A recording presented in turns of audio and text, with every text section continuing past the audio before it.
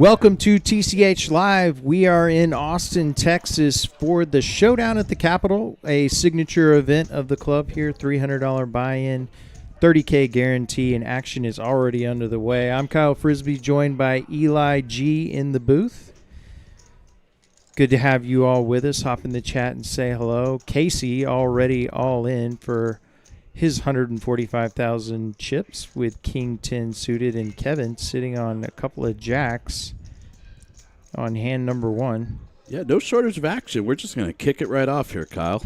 Yeah, let's just dive right in to an all-in. Hi to the peoples out there. This is the Capitol Tournament. We are at the end of a very long 2 or 3 weeks of tournament play here. Yeah, especially for you tournament psychos like yourself, Eli. I am ready for a week off. We'll get to how you got the fruits of your labor yesterday in a moment, but we do have a call from the pair of jacks of Kevin's, so we're going to have a run out here from Dan. Jack's obviously ahead, but that's a flush draw for Casey. Turn no help. We're club hunting here. And what a flop for the King 10 of clubs versus the jacks, but unable to improve. And Casey. I was really hoping to see Casey stick around for a while here, Kyle. Casey, beloved in the TCH scene and really beloved in the poker industry across the country. Lifer in the industry after being a radio DJ and host for many years, and has just really built himself a nice career in the poker industry, working from everywhere from Vegas to Texas to Florida. And I'm just he's one of the good ones. Your player research ahead of this stream, Eli. I know you went, you hit the books, studied up. No, I've actually known Casey many years. That's awesome. We knew each other years ago working in Vegas, and then turned out that we both ran into each other a decade later after both relocating to Austin. Payouts, so up top, 88,220 is what these players are going battling it out for. Everybody making the final table locked up $820. So it's a good couple of tournament entries right there. That's true. Yeah. Every buy-in counts, leave none behind. Bill Bowl, a.k.a. Bill. What an Austin legend Bill is. Yeah, absolutely excited, thrilled to have him here at the final table. And he's going to raise to $40K with Queen 8 off. And Casey sitting on the Cowboys. And for everyone watching at home, don't think Bill's an old man coffee here. No, Bill knows how to mix it up. He is a quality opponent. Do not be fooled by the gray goatee. He is a very, very capable opponent. Releases the Queen 8 off easily. Casey will pick up a pretty decent pot at this juncture. It's good to bring a couple of Cowboys to the Showdown at the Capitol. It just seems like, it fits. And not to tease anything, I guess maybe we are. For all of you who do like this tournament, the Capitol, just stay tuned in the next couple of months for some interesting news. There are some whispers behind the scenes that this Capitol tournament might take on a new life of its own, and stay tuned this summer for after WSOP in Vegas. We might have some really exciting changes with the Capitol tournament to announce. Speaking of WSOP, we've gone too long, 3 hands in, without mentioning, of course, World Series of Poker circuit event coming right here to Austin, first time ever in Texas for the WSOP, April 23rd through May 4th. Speaking of notable players, JD going to raise up a couple of 4s. Very highly respected tournament and just general poker player here in the Austin area.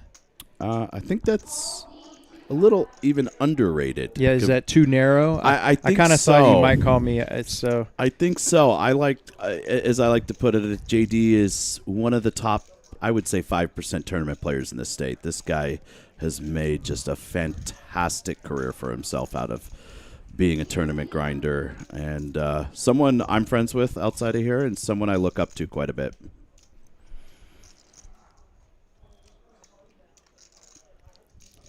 Well, that's a favorable flop if you're going to see one with 8-6 suited, queen 8-8, and fours miss. Buck quickly checking over to JD. We'll get this right. I know it's late, but Yeah, and unfortunately for JD, because this is a paired board, he is supposed to attack this board. Pretty standard bet on his part. Would not be surprised to see him either check back turn or put in more chips.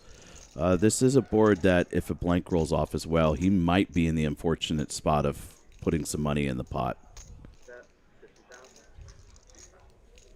And Buck went with a really small bet. I think it's probably 50-50 whether we're going to find a fold or a call here. And honestly can't blame him for either one.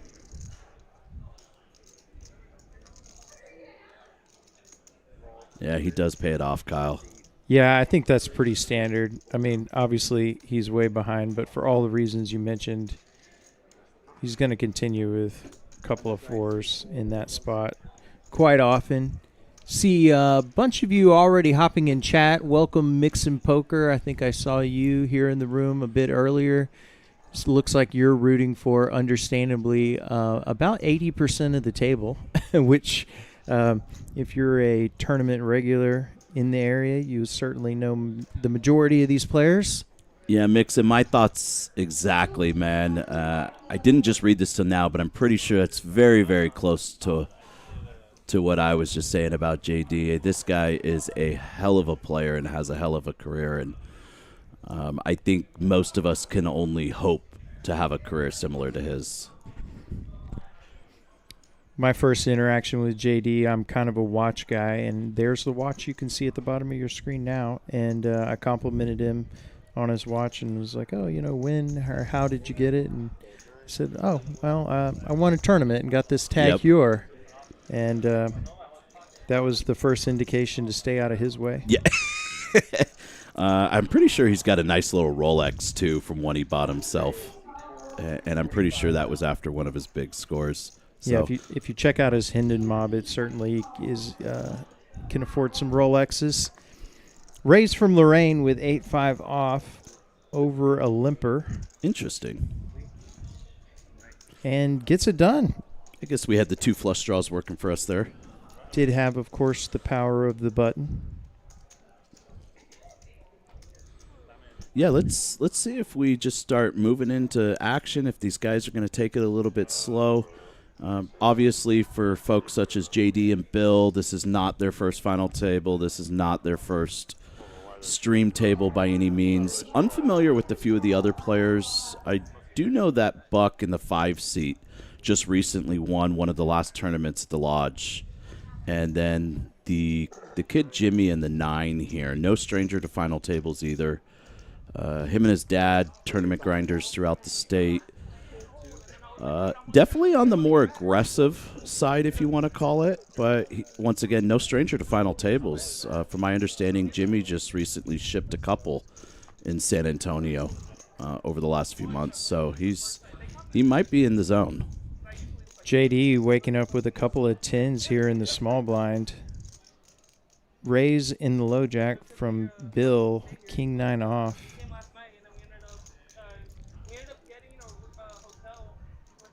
Both players leaning toward the top of the leaderboard in terms of chip count. Are you rooting for him or against him? JD going to do a little inventory.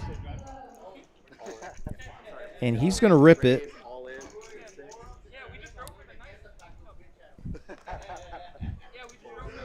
Yeah, pretty good rip here for JD. What are we talking? Just under 30 bigs. It might seem like a lot, but there are a lot of spots deep in tournament play where your hand classes such as 9s, 10s, jacks, really those three primarily are very difficult to realize equity post-flop, especially if you're out of position, where just going ahead and putting your 20 to 30 bigs in is really just usually the best choice. Looking at chip counts across the bottom of your screen, of course, Kevin, the chip leader at the moment, but if you look all the way down to Casey, who's second to last in chips, he's got plenty to he's one double from the chip lead, only one short stack with 140K. So We had 2 Caseys at this table. Is that yeah, correct? For a moment I thought maybe we had a graphical error. That's where I was going. We had double Casey. Double Casey. All right. Bill gonna raise up the king queen off, and Kogel looks down at ace jack offsuit in the small blind. Already has 10K committed. And you can tell Bill just trying to get after it here already. Yeah, a player like Bill's going to put a lot of pressure on. Of course, we've already talked about how much experience is at this final table, but if you're nervous to play a streamed final table, Bill is going to be a tough customer. Yeah, he's going to make you sweat each hand. So both blinds call, and to a flop, which is very favorable for Bill. He's going to flop top pair and a strong kicker. Easy living.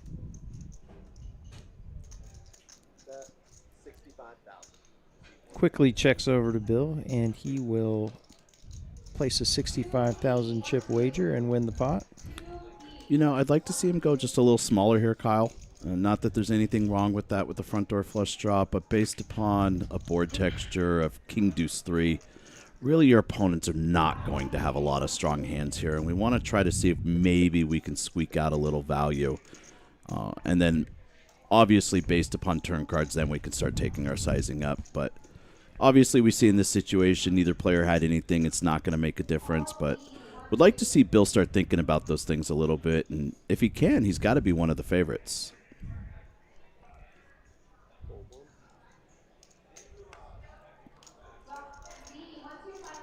Well, we found something out of the bottom of Bill's range. 6 deuce offsuit goes in the muck. Over to Dan in the box tonight. Always does a great job running the stream from the table.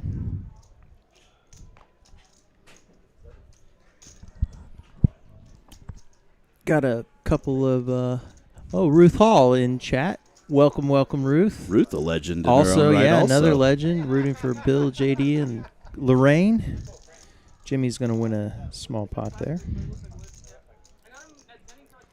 Man, we just have crushers all over this. Yeah, this out is here, a great final table. It's they're on the table. They're in the chat. Mixon's in the chat. Ruth is in the chat. We just have legends everywhere tonight. This is, of course, a single-day tournament, 30-minute blind levels.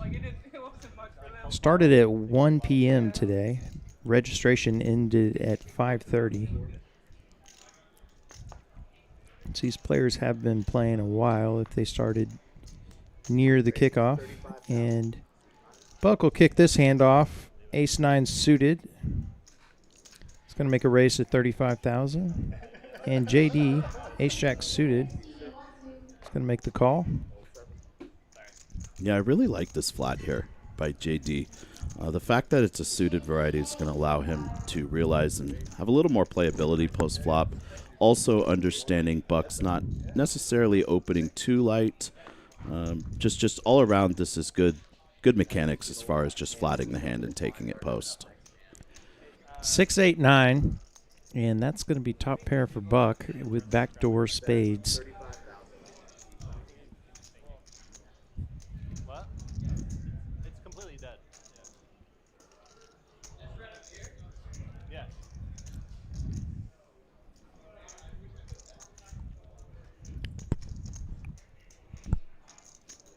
JD going to go ahead and continue. I actually think he's raising. Oh, that here. is a raise. Yep. Does favor his range as the flat caller pre-flop? Exactly where I was going with this. This raise is not out in left field like you might think it is. This board should smack him a lot harder than Buck, but you'll quickly see JD's going to figure it out. 8 of diamonds on the turn. Does pair the board.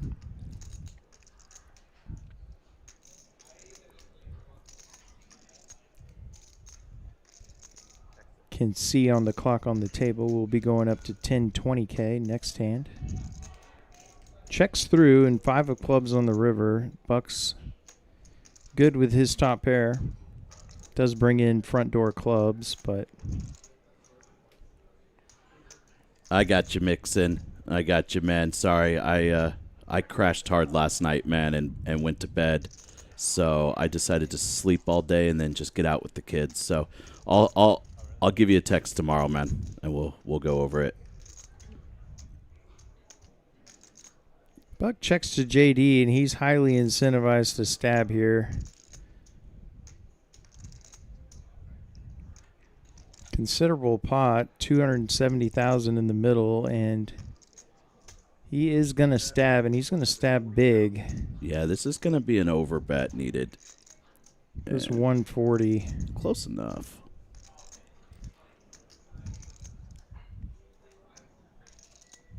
Do we know Buck's effective stack size here? I believe 435 should be what he has left. This is a tough spot for Buck. You know, I wouldn't be surprised to see either decision made, but this is a tough spot, especially when you're on camera at a final table. Yeah, I mean, like we were talking about range advantage. JD has all the 8s, potential 10-7s, clubs. All of it. There's a lot to consider here if you're in Buck's hot 5 seed at the moment. Yeah, I'm with you, Mix, in here. While we can all see the hands straight up, this is a he lets it go, and what a move by JD to pick that one up. Fantastic example of range understanding on JD's part, and just how much at a different level he is compared to most players. JD making us look good with our whole setup of the yeah, man. Top player that he is. You know, that's what we talked to him before the stream, right? We told him to make us look good. Yeah. Play one on level 10 really quickly, so after we give your credentials, we look like we know what we're talking about. Yeah, I'm a fan. I am bowing and applauding. They just can't see it at home. Yeah, I'm very impressed here. And you can't fault right out Buck. the gate from JD. And no, you can't fault Buck. And of course, the poker gods reward good moves with the Rockets. It's JD now with the goods. It's almost not fair, right? It doesn't seem fair. Yeah, I've often joked with him. You know, did you sell your soul somewhere at some point along the way? Because this is not the first time you're going to see him pull off some insane bluff and then just start getting hit by the deck. This is a common occurrence, it feels like. Well, if you want to call it a small amount of run bet, he's just going to pick up the blinds there, and ante, of course. So 50K added to his stack. He did show one ace. You know what I like to do in that spot is you show one ace and tell everyone you had aces. They never believe. Never, right? Never. Yeah. Like, oh, yeah, ace wheel suited, or here's your meaningless V-pips 10 hands in, but become maybe a little more relevant as we go along. Kyle Frisbee in the booth here from Austin, joined by Eli G. Very happy to see all of you in chat. Keep it coming.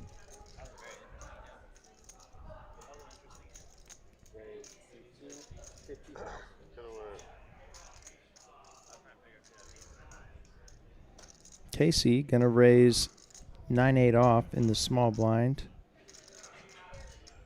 after being folded to, and Lorraine is going to defend her big blind with queen 7 off. Looking at equity, pretty fair fight going to this flop. And that's a pretty solid flop for Casey, and Lorraine catches a piece as well. She's got middle pair, Casey top pair with the open ender. Yeah, and if we're the player that likes to raise the 8-5-0, I don't see Lorraine folding here. So we're gonna get some chips into this pot. Let's look for a good card on the turn that's not gonna shut down the action. Maybe, I don't know, a 6. King of clubs instead, and that could slow things down a bit. Casey, yeah. Whoa. Gonna rip it. What just happened?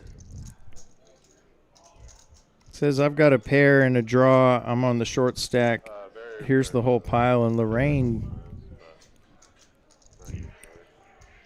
not in a favorable position with just her pair of 7. She'll let it go, so Casey will pick that one up. Okay. Well, I feel it's a good time to ask you, Eli, what your opinion was of that jam. I have no words. Okay. I don't know. Just unorthodox. How about that? Okay. I'm not a fan of putting our tournament life or close to it at risk in a meaningless spot. Yeah, and ICM, I mean, if you look at the payouts, like we said up top, 8,220 up top, and all these players have locked up 930, so almost 10x from next person out to the champion. I mean, let's just say she had King 7 there instead of Queen 7. Are we just pummeling our stack now? She probably sprains both her wrists putting her chips in the middle. Touche. Jimmy all in for 140,000 with King Jack of Spades. And you know what? Not to play favorites here, but Jimmy is a very entertaining player to have at the table. So after Casey busting being another entertaining player, I'd love to see Jimmy start to find a little traction here, and that kid knows how to play a big stack very aggressively. So would love to see him stick around, and it could really create some good viewership at home. There's a little traction picking up the blinds, represents a pretty big percentage of his stack, so I'm sure pretty thrilled to just go ahead and take that one down with King Jack suited. You moved here with your girl? No, she lives out here already. I was traveling for work right after. We did like long distance for 2 years. I met her in New York, so she lives out here. If you joined us a little late, this is the Showdown at the Capitol. $300 buy-in from each of these players, $30,000 guaranteed. 8220 up top. This is a monthly signature event of Texas Card House in Austin, Texas. The DJM, I understand. I have done all of that myself over the recent months, so I get it, man. Sometimes tournaments can just drive you to insanity.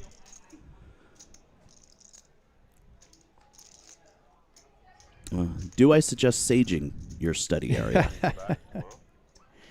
Well, praying, saging, whatever you did, I know that you had not necessarily run hot to start the year, but you've got a nice online score, and we'll tease it a little bit. We're going to have the stream of your final table played late last night where you made a deep run. We did.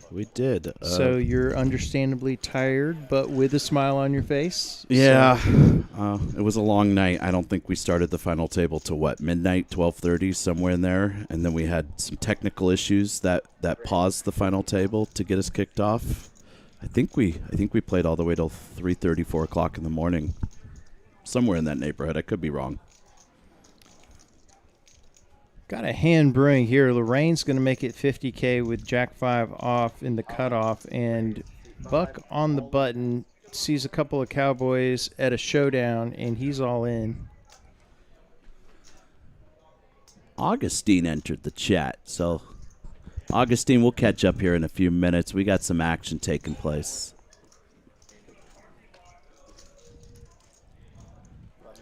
Buck will pick up 100K chips in the process, and after losing that decent-sized pot to JD early on, is back up to almost $500,000 in his stack. Yeah, and Buck, obviously, as we touched on earlier, a recent tournament winner. Also, he ran very, very deep last night. Not to spoil the results, guys, but he did run very deep in the 100K yesterday as well. So he's trying to take down another trophy before the series is over. Yeah, and speaking of future streams, we have the Trailblazer points leader free roll, which has a $25,000 first prize and a lot of money. And, of course, you're basically guaranteed to see, at the very minimum, tournament players who put in a lot of volume with some results on that final table. So we have that queued up for you tomorrow night. And then Wednesday night, we will bring you the aforementioned 100K guarantee tournament that Eli and Buck made a deep run in. And, we'll listen to you talk about it tonight, Eli, and we'll get to see what you're made of on Wednesday. Some very interesting hands. Won't spoil anything, but let's just say we were not afraid to put the pressure on. So we'll tease one hand out there for the listeners. Take a look out on Wednesday night. There's a nice little 7-deuce off 3-bet bluff in there as well that gets through. So there we go. That's a nice carrot. We'll leave it at that. Have fun. And then don't flame me too hard for the bust out hand.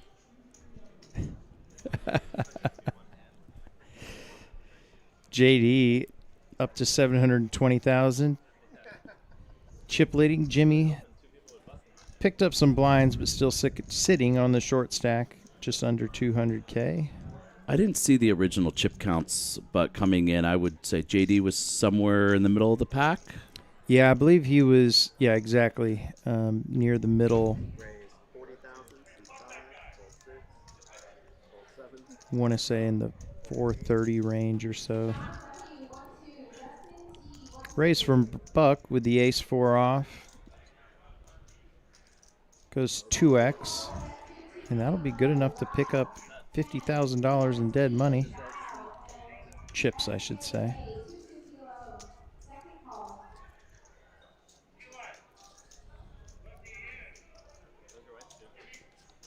She works for my sister. My sister has a company out here. She works for her.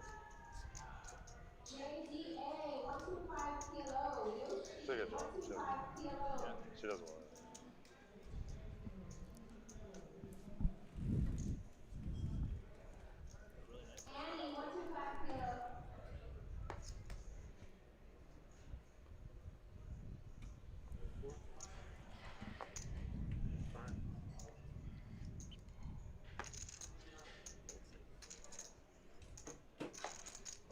On to hand number 16. We'll be with you until the conclusion of the tournament, of course, whether we crown an outright champion or the players decide to divide up the funds a different way. Yeah, a whole lot of nothing burgers going around right now. Bill just getting a walk in the big blind. Easy chips are a good thing.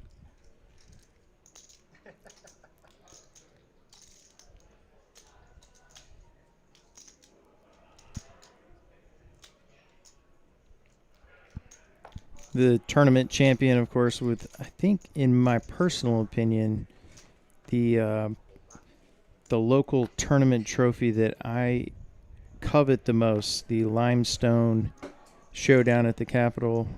Oh, it's a cool trophy. It's gorgeous. It weighs 240 pounds, it seems. But, no, it's a substantial trophy that would look great on my mantle. Yeah, and stay with us till the end of this tournament. You will see it put on the felts when they get down to heads up. It is one of the more coveted trophies in the region. So I think all of us have wanted to ship this one just simply for the limestone, as you put it. 100%. Yeah, give me the limestone. Got a couple of heads up. Bill versus Jimmy. King Queen versus 10-8. 3 clubs out there, nobody holding a club. And Jimmy will put out a small bet and get a call. And we're going to see a river, which is going to give Bill second pair. Yeah, Bill's going to go into a Jimmy check call mode here and get snapped. And that's going to do it for Jimmy's night. Told you he's not an old man coffee. Not an old man coffee, and the snap call, and Jimmy, he's sitting, he's the one player sitting on kind of a life support-ish stack, and chose to represent that maybe he hit a king there on the river. Unfortunately, as we all have, represented the hand that his opponent held. Story of my life. Yeah, we're quickly down to 7 players already. Yeah, Jimmy, he's going to leave here with $930 for his efforts, and everybody is going to lock up $1,050. I don't have one for you. But still a $7,000 pay jump to first place. So, as you know from playing late into the night last night, time to dig in. Don't let focus, fatigue, hunger, any of that get in the way of. Oh, it's all going to get in the way. It's all real for every player. It really is. It's just who can manage it the best.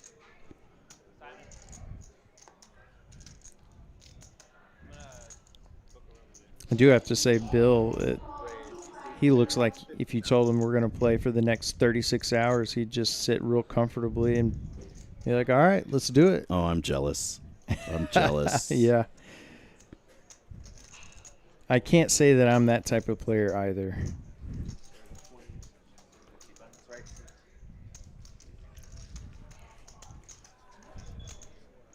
Yeah, definitely not the latter, DJ. And I have found over the last couple of years of exploring with tournament play that coffee really doesn't do the trick either. Coffee creates more of a rush and a crash. Yeah. I like to typically get some exercise in the morning to get the blood flowing before a day 2, along with during tournament breaks taking some sort of power walk around the complex to keep the blood flowing. And then I also will typically spread out to quote-unquote healthy energy drinks if you can. One without sugar, usually with the probiotics. Bloom's a good one. Sometimes Celsius, depending on how you react to Celsius. But I try to stay away from the Monsters and the Rock Stars. That's going to get your blood pumping. Speaking of blood pumping, Bill wakes up with kings, facing a raise from Kevin, who's got 2 10s. He'll 3-bet to 150. And we're going to see a collision here.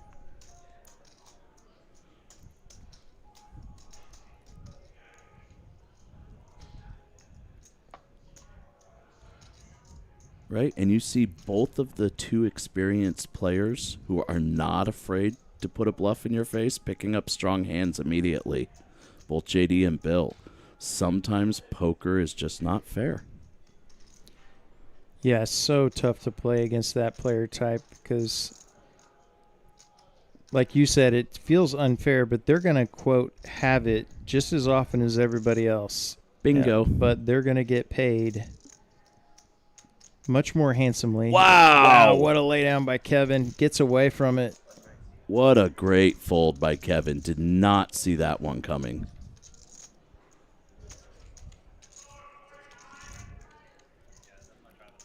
I'm going to assume those 2 players have some history. Probably smart. So that's true. That's smart. At the very least, I've seen them in the same room quite a few times. Yeah, DJ, if you can't do energy drinks, exercise, man. Even if it's just a quick power walk on break around the building. I have a very outside the box suggestion. Smelling salts. Really? What's the reasoning? Gives you a nice energy boost, but there's no lingering effects. Okay. And it helps with mental focus. Really? Specifically. Okay. And it's a more of a mental stimulant than a physical stimulant like caffeine is. Okay. So I've used that for late, deep in a session where maybe I only want to play a couple more hours, but then I want to be able to go to bed. Go to bed and afterwards. So caffeine's not a good option. Race to 45,000 by Bill with the ace-jack. Gets a call from Buck with a couple of 7s, and JD will come along with jack-9 suited. And DJ, I have one more answer for you, but we'll pick that up right after the conclusion of this hand here. JD, top pair, along with Bill. Bill with the ace kicker, however. Could be a troublesome spot for JD. He checks, and Bill pretty quickly bets 150,000, essentially full pot. Yeah, rough spot for JD as we talked about that suited variety being able to be a little more playable post-flop, especially multi-way is the reason you'll see it where if he had Jack 9 off in the big blind, you would have seen him fold this hand pre-flop just even for the additional blind. Yeah, JD deep in thought here. As is quite obvious, Bill and JD are the two big stacks at the table. So, And a lot of history against each other also. if I'm JD, I'm thinking, am I just going to fold when I flop top pair? But at the same time, I'm chip leader at a final table. This guy's got a bunch of chips, and what another great fold by JD. Yeah, and Bill shouldn't have shown that. That's going to make JD know he folded the best hand. Bill's bet size of full pot is what allows JD to escape the hand. You know, JD's starting to create a range. When he sees this bet size, he knows it's not a monkey stab with ace high. He's starting to create a range of really strong jacks and overpairs. And I think, as we talked about with Bill on the king-queen hand, just by betting a little bit smaller on the flop will allow your opponents to continue with dominated hands. Tuck in chat called it, said JD might fold this. Yeah, and once again, I think it all came down to the bet size. I bet you if you ask JD afterwards, the second Bill takes that sizing is he just knows the range consists of everything that beats him. Bill picking up some hands. King, queen suited now. 45,000 is the raise.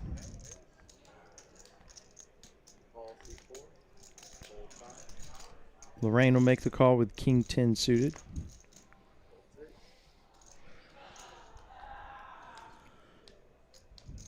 Yeah, I understand she's dominated here, but I'd prefer to see Lorraine either jam or fold this hand. She's working off less than 10 bigs to start the hand. Now's not the time to be speculative. And king high flop, and this is Going to be it. very likely to be the end of Lorraine's night. She will jam, or essentially call all in. And she's going to need some help. We're looking for a 10. Yeah, maybe an ace on the turn for the chop sweat. It's very creative of you, Eli. There's a jack on the turn. One shot does not come, and Lorraine will be our 7th place finisher. She'll go home with $1,050 for her efforts today. Great game, Lorraine. Still always good to make a final table. You had to do something correct to get here, so give yourself a big pat on the back, and we'll see you on the next one. And I've seen enough after 21 hands, Kyle. This is going to come down to Bill versus JD. I'm calling it as we speak. What a battle it would be. And Bill now actually nearly doubled JD's stack. He's got 1.2 million, a considerable chip lead. Yeah, to touch back just on what we were talking about, DJ, I did recently start something else that could be of solution to you. I in the same boat, have been looking for a lot of different options to help with fatigue, reducing brain fog, more energy for long tournament days and long tournament weeks. I actually started taking creatine supplements. And you can get that at any drugstore, any grocery store, your local H-E-B. There's no flavor to it. Microdosing 5 to 10 milligrams a day. And I promise that will help. It has done wonders for my daily energy and mental clarity, if you would put it.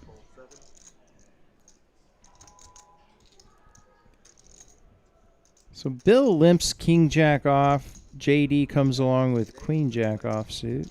And Kevin will check his option with the 7 Dewey in the big blind, and we'll see a flop 3 ways. And that's quite the flop for Kevin in the big blind. He's flopped trips.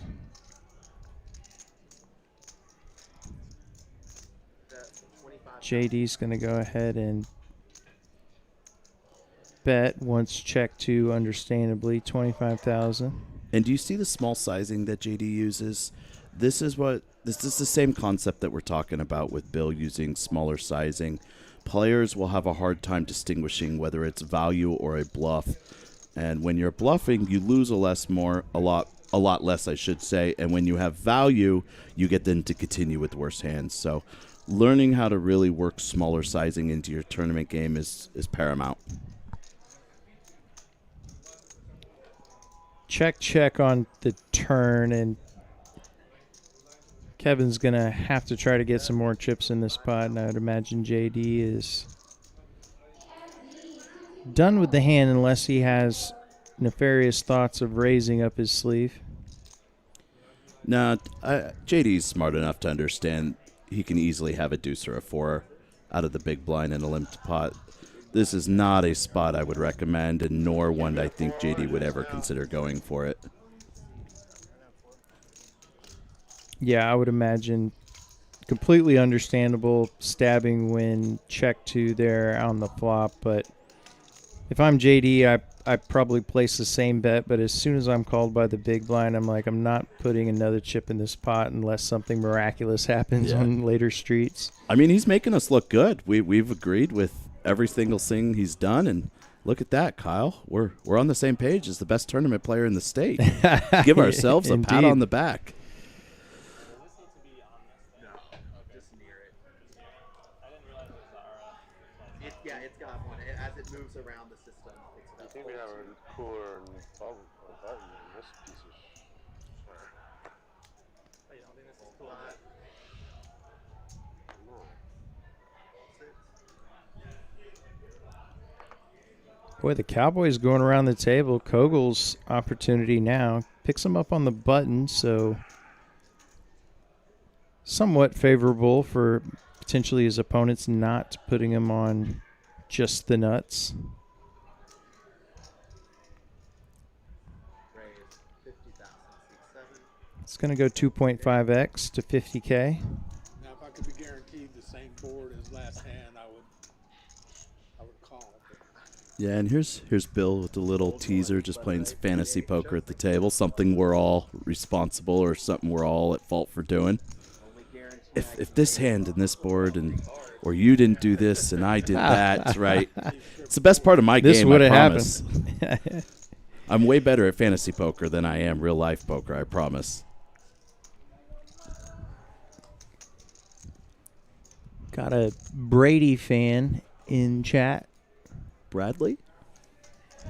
Oh, it's Law. Bradley. Oh, Hi, Law. Law is a tournament crusher. She's not local here to Austin, but she is local to Dallas. I've seen her play on the Dallas stream. Welcome, Law. I am familiar with your work at the table. Yeah, she was in town for the Tournament of Champions, the 100K free roll. I got to give her a hug and say hi for a few minutes. And fun weird fact, me and Law both hail from the same hometown of Santa Rosa, California. What are the odds? So I actually needled her quite a bit. That, handful of months ago, both of us had flown out to visit friends and family, but a couple of weeks apart from each other instead of just organizing it together. 20, new dealer next hand. We've all been there. Buck, we kind of talked through it. However, he got no action. He had a couple of queens, and I've seen that a few times already. Players picking up a monster and just ending up with the blind and ante. Or here in Austin. Mixon, who is crushing up at the Run Good main right now? I see your reference to Duma, but unfamiliar with the nickname.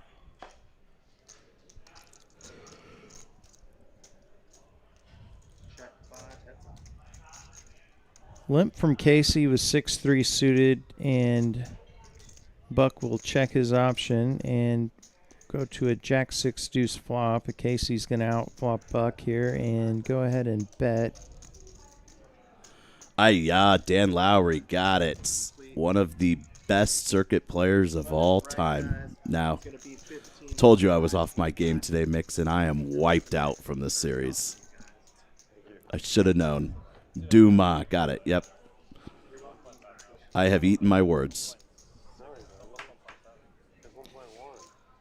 Julia's going to relieve Dan in the box. She's a regular dealer on the live stream and a poker player herself. Played quite a few hands with Miss Julia. Up-and-coming poker player as well. She has been working with me and another friend of mine of recent, really trying to take her game very, very seriously. Both her and her boyfriend, Sal, are avid poker players and really good dealers here. But as far as Julia is concerned, I have nothing but high praise to sing of her. She is really, really starting to work on her game, and I would not be surprised to start seeing her on the other side of the felt really soon at these final tables. I would not either. And actually, at one time I was playing with her, and I asked her who was better at poker, her or her boyfriend, Sal. Oh, and she is. Sorry, well, Sal. I was going to say, I'm not going to divulge what her answer was, but it was very confident. Sal, I love you. Yeah. You're one of the coolest people in this building, but your girl is an up-and-coming crusher on the felt playing, and I think even he knows that.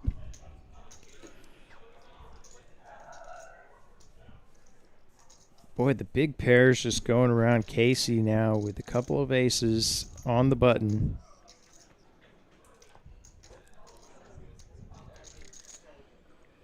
Makes the race to 60,000.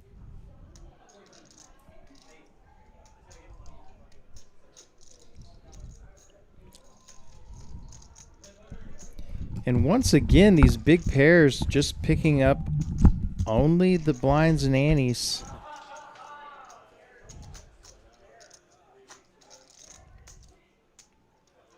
Looking at stack sizes, it's a virtual. It's Bill and everybody else in a relatively tight window for second place.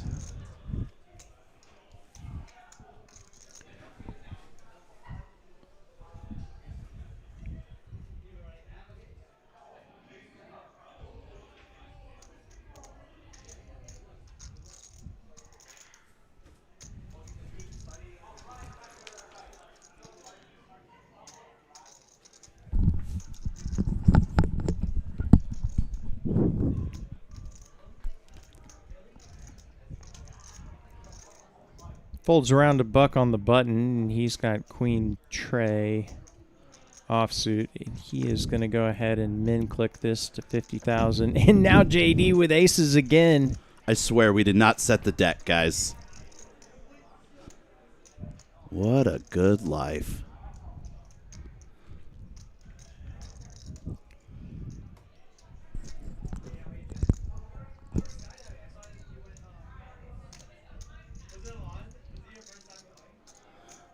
DJ, I think yesterday I was wearing my Air Force Ones, but generally speaking, I've got 3 pairs I typically wear in tournaments.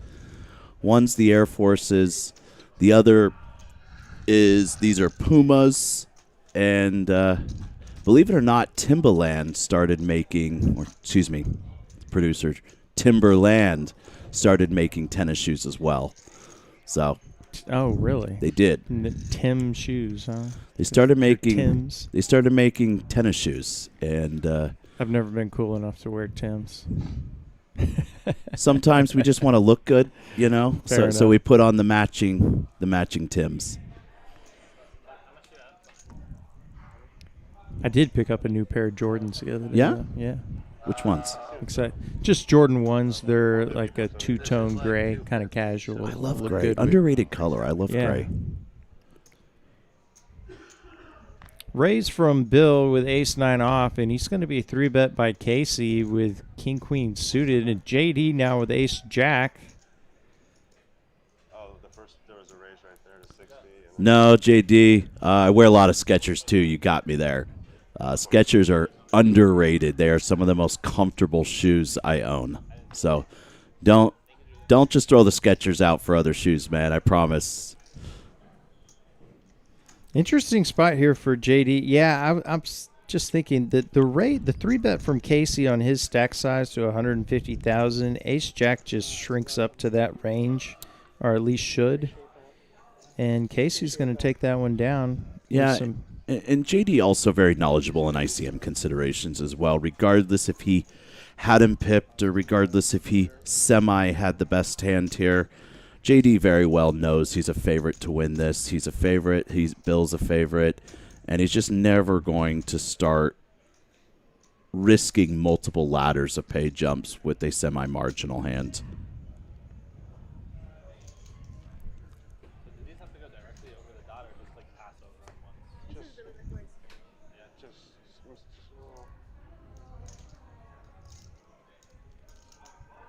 Looks like we may have a graphical issue. Bill actually not under the gun. He is in the big blind. So hopefully we can get this straightened out in a moment.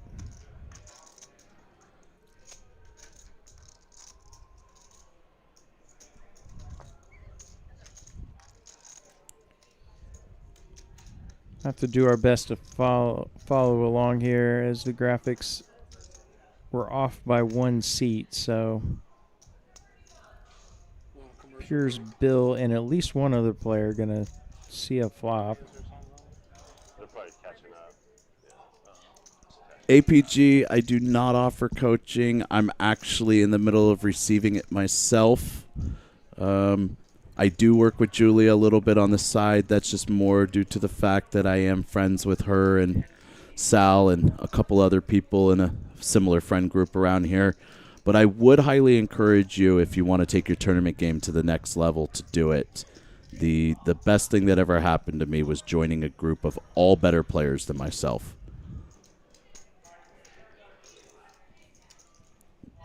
Heads up between Bill and Buck. 10-10 tray on the flop, and Buck is going to go ahead and bet and just take this one down. Nice little find for Buck. He's starting to get some traction here as well. Yeah, I know you had to step away for a moment, and here we go with the stack sizes once again, and they've adjusted a little bit. Kogel starting to fall behind a bit, having paid the blinds just a couple hands ago, but it was kind of Bill and everybody else in a multi-way tie for second, and still relatively close stack sizes. Bill and JD, the bit of an advantage in terms of. Yeah, and Kogel not too stack. short. Even though he is the shortest at the table, he's still working off, what, about 13? Is that correct? No. Yeah, still about 13 and a half big. So still some maneuverability for Kogel. No reason to rush anything yet. He agrees. He's going to raise the ace-4 off to 50,000 and folds around to Casey in the big blind with queen-10 offsuit, and he will defend. Heads up to 9-7-5, a couple of clubs. Would love to see a lead out of Casey here, but I highly doubt we're going to get that.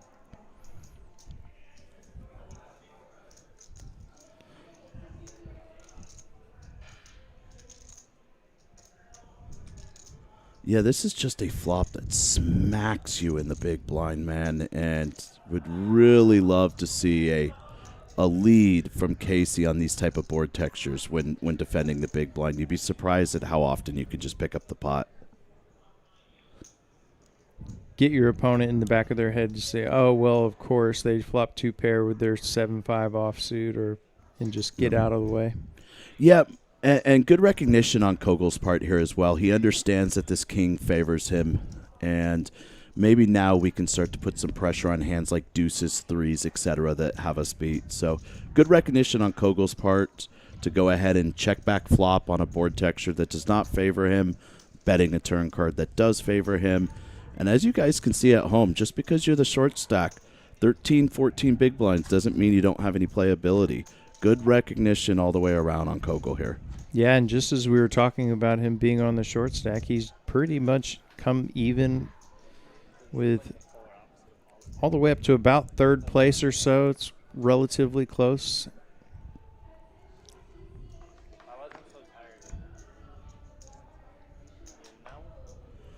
DJ, unfortunately, I wish I had a better answer for you, but poker is just life.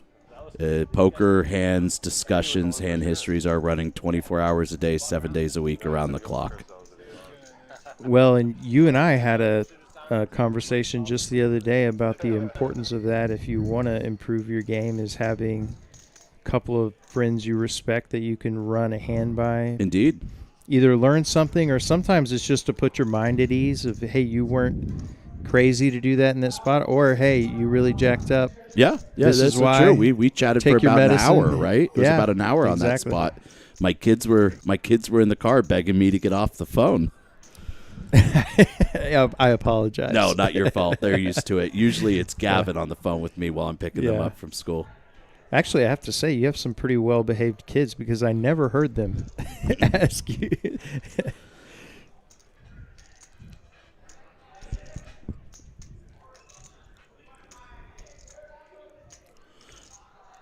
Raised to 50,000 by Kogel with ace-3 suited.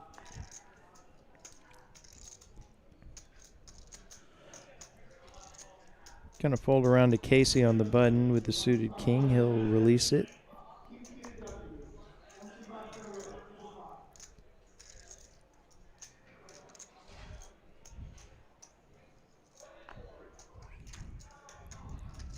And good fold on Buck's part here. If you remember, Kyle, the last final table we were working together on, that seemed to be one of the overarching themes of everyone pipping a little too wide, thinking they were getting a price out the small blind, and just good recognition on Buck's part. Even though once you get around to the big blind here, this is a very standard call from the big blind.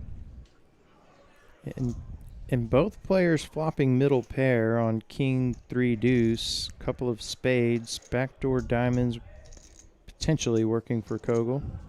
Yeah, JD most likely not going to lose too much here. Middle pair usually makes just for a clear-cut check call. Would be really surprised to see him put in a raise here. Really surprised to see him fold. I think we're just going to see a check call.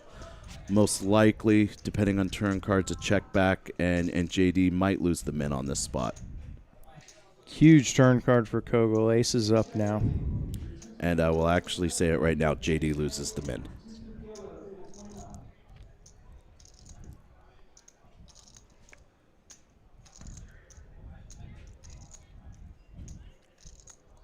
Kogel really studying his opponent here.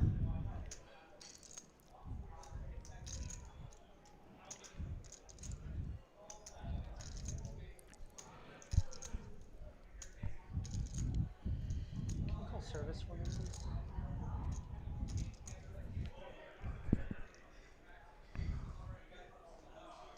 Reaches for chips and books out what looks like about 100 to 125,000, and JD quickly folds.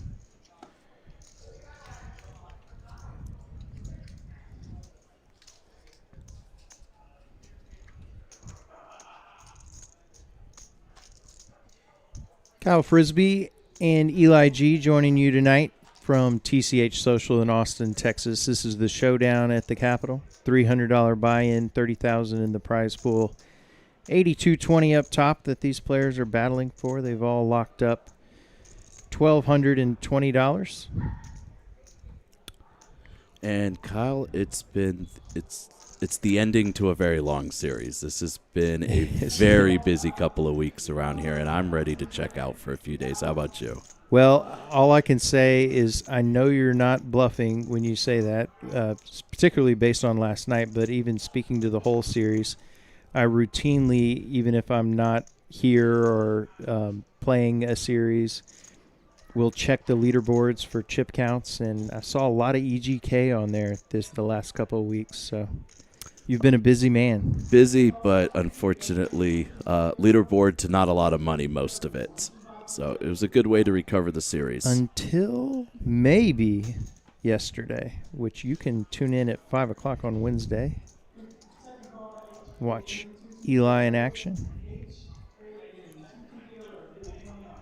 Oh, we got after it, man. We got after it last night. But let's I'd like to see the fireworks on this table, and we can discuss that one on Wednesday. JD gonna bet here. His opponent Kogel, these two heads up in the last pot, caught a piece and makes the call.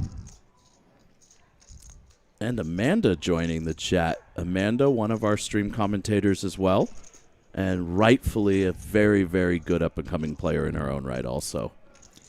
And have to call out Amanda for the appreciation of my "you're not bluffing." Yeah, I'm not. I am wiped.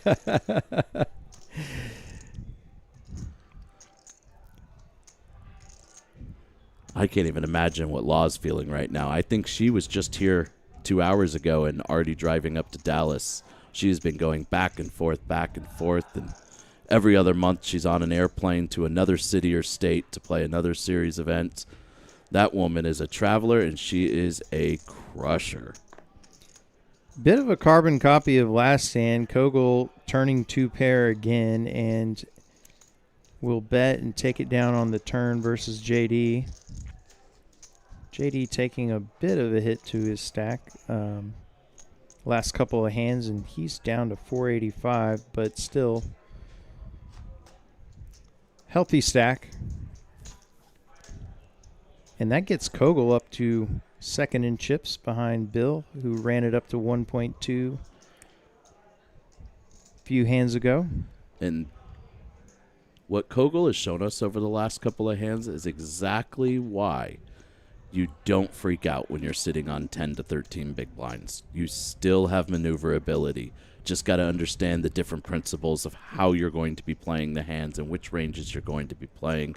But Kogel really showing everyone at home why having 10 to 13 big blinds does not mean you have a death sentence yet. Wow, these big pairs. I've just never seen aces and kings so much in 35 hands. It's Kevin's turn with the bullets in the big blind, facing a 2x raise from Buck with Jack 8 suited. Here's the 3-bet to what appears to be 125. Wow.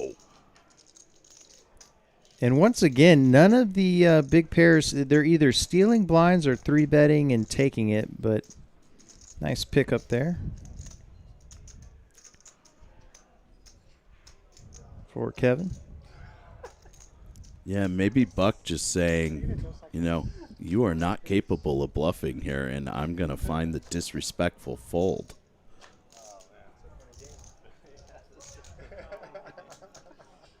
See Jada, one of our wait staff here at TCH Social. Of course, a full kitchen, restaurant, bar area, great hangout spot, excellent food. I can't say enough about the food. Oh, did you get any of that brisket this weekend? I did not, but I both smelled it and heard unsolicited reviews of how good it was from people at the table. It's phenomenal from everything I heard. A weekend feature here at TCH Social. And if you missed it, have no fear. It is literally all being pilot tested right now for WSOP. It's going to be a staple menu item during the entire circuit. Which leads me to WSOP upcoming, Kyle. That's right. April 23rd through May 4th. Parking lot will be packed. Shuttles will be running. Extra parking available. First time the World Series of Poker will have a series in the state of Texas, playing Texas Hold'em. Yeah. Seems like it's been, we're honored to be first, but seems better late than never, and what better place than right here in Austin, Texas. Guys, come out and support for WSOP when it comes. Everyone knows the state of the industry currently here in Texas. WSOP has doubled down on their support. They will be here. We will be running a full series. Everyone, please come out, show your support. Let's show the state and the country why Texas poker really is the leader of the industry. This is going to be a packed room. Yeah, the extra tables are in place and already in use. It's been a packed room all week, and for the Trailblazer Tour, cash games are, of course, running 24/7, and you can feel the electricity leading up to the series, no doubt. Mix in. The staple item is going to be the smoker, the brisket, the barbecue, etc. So Chef is bringing that onto the menu, full-time starting for WSOP. He really wanted to have a Texas flavor added to the menu for everyone traveling in.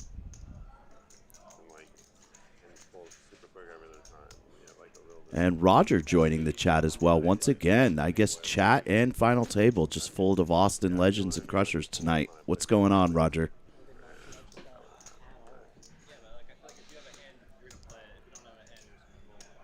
But then there's the middling hands too, right? Like do I open this right here?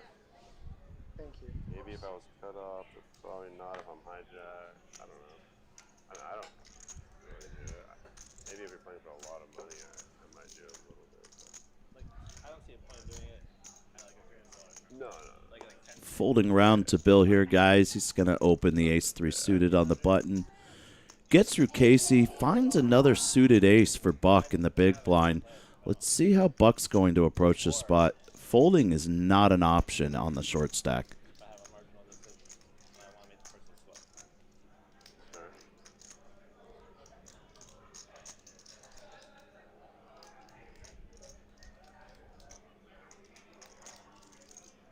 All in. And Buck working off about just over 10 bigs here. Excuse me. About 13 bigs. Gonna put the pressure back on Bill, and this does represent almost 40% of Bill's stack, so can really see it go another way. Great recognition on Buck's spot to go ahead and repile. 350. You remind me of a guy I play with back in Dallas. You guys sound exactly the same mannerisms, same. 345, I think. So to catch you up here, Kyle, Bill opened the button with the suited ace, ace-3, folds to Buck in the big blind, and Buck finding the ace suited wheel card also. So Buck decided that was enough hand for him to go with, and now we're just waiting on the legend to make his decision. What a time to take a water break. We've got a big all in. Yeah, understand the fold here. I think it's just Yeah. typically a standard fold, and Buck could have taken his hand both ways, but don't mind the approach, and we move on to the next. What's it called? Gutsy move by Buck. This juncture to put all his chips at risk with just ace wheel suited, but I would imagine Buck and Bill have played a few hands, knows he could be opening a bit wider in that spot, obviously blocking the big aces. Exactly.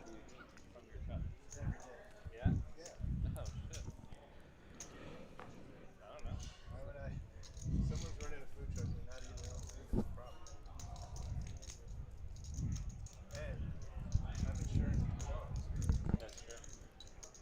I don't know. Maybe like one day you don't want to eat it. Casey getting after it here with the Queen Jack O, and Buck finding another top 20% hand. Let's see what he does. There we go, kid.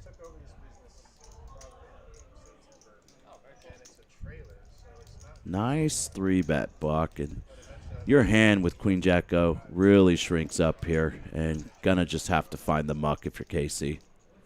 Great pickup by Buck. Yeah, Buck, I mean, with a couple of non-premium hands, picks up a lot of chips in a short juncture there. He's up to 570,000. Yeah, agree, DJ. That's actually a request that Kyle and myself put in last week to Cooper. We have some guys working on it. Give us a couple of weeks, and we agree with you 100%. We'll get a few camera shots of the room to put up for you guys.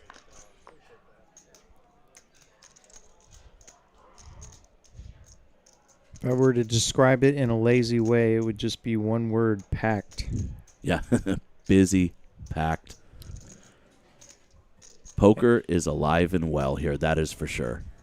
And if I'm double dipping on this one, that's okay. Roger saying enjoying the commentary. Thanks, guys. If JD gets to 700,000, he'll be tough to beat. Certainly agree with the second part of that statement, and 10-4 offer ace jack. appreciate the first part. I know the answer. 10-4 off. Of course. Snap. Yes.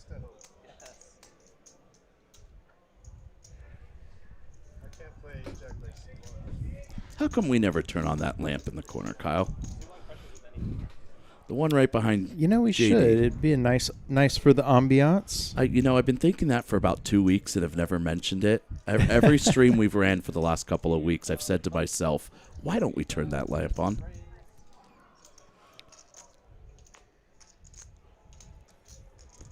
Happy birthday, bud.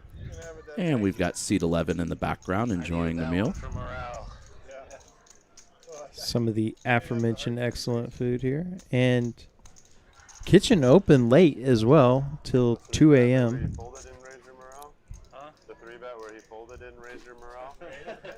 Well, no, but whenever I raise in position, I'm getting 3-bet from the blinds. Like every time it feels like. It's a true story. He's not lying. I see I hate ace queen suited in chat rooting for Brad. You may have to help us with I'm going who Brad is. I'm going to assume Brad is Kogel. That would make some sense. Maybe the only one that makes sense now that I think about it. I got first I'm names of guessing. everybody else, but Very much. See what? Not garbage trash. Wait till you see that one on stream. You'll be like, oh, it was one of those in between hands. Alright. Bill with Queen Jack of Diamonds, he'll make it 75,000 and attack the limper from the big blind and take down the blinds and antes. And another pot to the chip leader.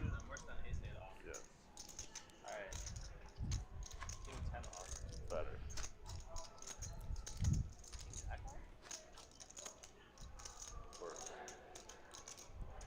Mixin in chat saying Brad is chill, played with him a bunch today.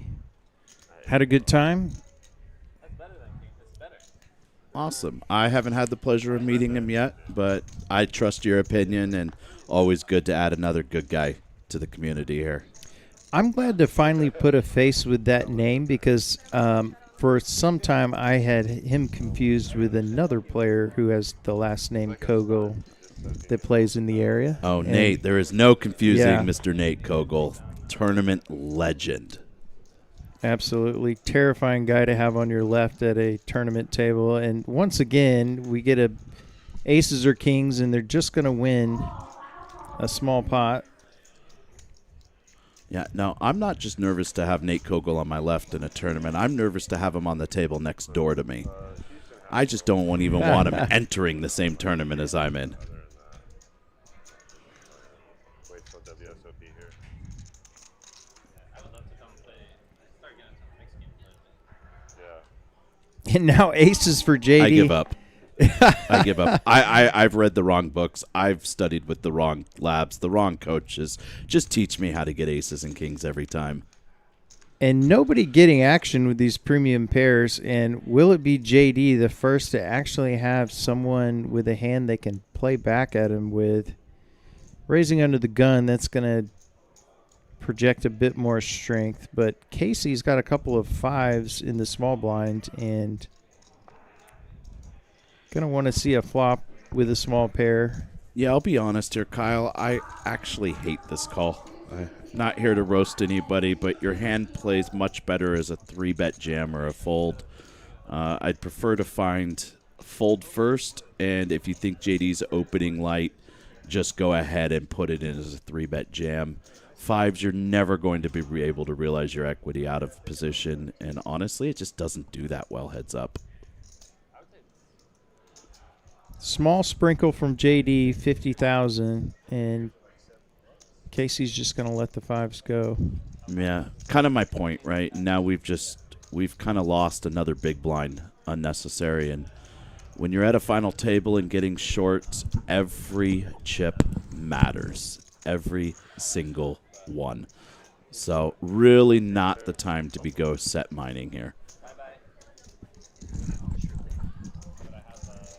Yeah, and that's a great point that you bring up, and I see it probably most prevalently in a your weekly type tournament with a lot of players coming from the 1-2 tables Sure. to dabble in the tournament streets. And Sure, different time, different scenarios. Early levels, you're fine. You know, if you're deep enough, you can make excuses with implied odds if you think a player or your opponent is incapable of folding top pair or an over pair. But when we're playing off 15 big blinds or less here at a final table, the hand just either needs to go into the muck, which is my preferred choice, or you need to 3-bet jam and put on as much fold equity as possible on your opponent. Yeah, I'm not going to claim to be an expert other than the general concept that solvers really don't love those small pairs in the shallower stack type situations such as this. No, it's just something with more and more tournament experience that you get over time that you'll quickly learn. Pipping out of position with those small pairs, especially from the small blind with an opponent behind you, is just really not the play.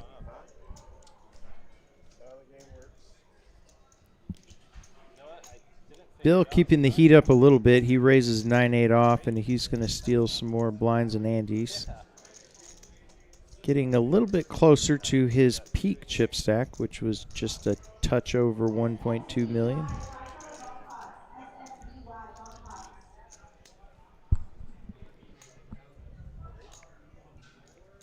These players battling it out for first place of 82.20. Everybody's locked up 1,220 at this juncture.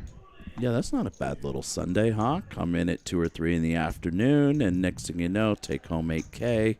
Not a bad day off. What does that feel like, Eli? That's a pretty familiar feeling for someone like you.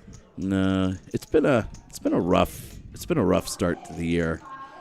We've been very blessed over the last 7 or 8 days to really start to recoup. Raise here from Buck with Jack 8 off, and Kogel wakes up with Big Slick suited, and he says, here's the whole pile.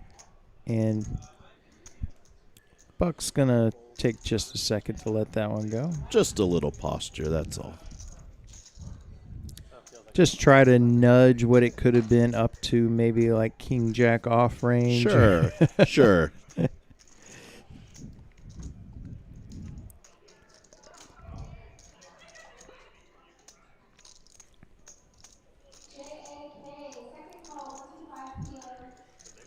Oh, DJ with the flying with the questions tonight. But yes, definitely tournament play, man. Definitely. You only get one life in tournament play. And we've chatted about this a couple of times on stream. There is a really weird concept in tournament play and really ICM heavy situations in late stage tournament play where chips lost actually hurt you more than chips gained benefit you. So I would definitely instantly say tournament play is going to be much more structural, much more foundational, and definitely a little bit tighter. Not to say, though, that those principles don't apply to cash games as well. Raise here from Kogel to 75,000 with 10-5 off, attacking the big blind, but Kevin, he's got an ace, and he'll make the call and defend. Would have really liked to see Kevin put the 3-bet jam on here. Yeah, he's going to get a nice flop, ace high, and has Kogel nearly dead. Kogel goes ahead and c-bets as he is at a high frequency, and the insta-raise from Kevin. He's going to let Kogel know all he needs to let that one go back to Dan. Yeah, obviously we see the result was the same, and Kevin ended up making just a few more chips this way. But with Kogel being a competent player here, obviously, as he's proved, and Kevin's got to understand that Kogel's going to be raising out the small blind extremely light here. 10-5 off, even wider than I think some professionals would go. But Kevin really, really should be incentivizing to take down that pot pre-flop and just end the hand with an ace.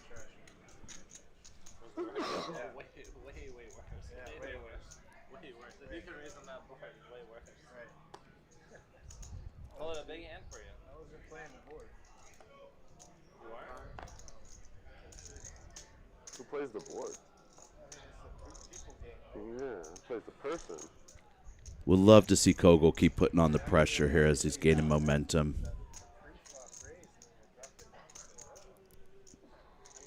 Ace deuce off on the button is worth a 60,000 chip raise, 2x the now 30,000 big blind, and that is good enough to win him 75,000 additional chips to his stack, which is now eclipsed 700,000. Yeah, and while we saw no action post-flop on that hand, Kyle, I think both the raise from Kogel and fold from Bill in the big blind both highlight areas of both your opening range on the button, your defending range in the big blind from both players, showing that they're very competent and understand very quickly what they need to be doing with these hands. You'll often find people not understanding the correct ranges to open on the button, and then players just defending way too big of a clip out the big blind. Both finding the correct play on each of their own right. Raised to 70,000 by Buck with King Jack offsuit under the gun, and folds around to Bill, and he jams pocket nines, and Casey sitting there with a couple of threes has a little quick card funeral. Buck quickly releases the King Jack, and Bill once again up over 1.2 million. The rich get richer. I think everybody got some buck chips. Yeah, and this is just another example here for Casey as we see how quick chips can evaporate when the blinds are going up and we're getting short-handed. So, you know, the fives from the last orbit in the small blind had really ended up being a critical juncture of a stack here just for the extra blind or two. Casey's going to have to find a spot to start getting some momentum.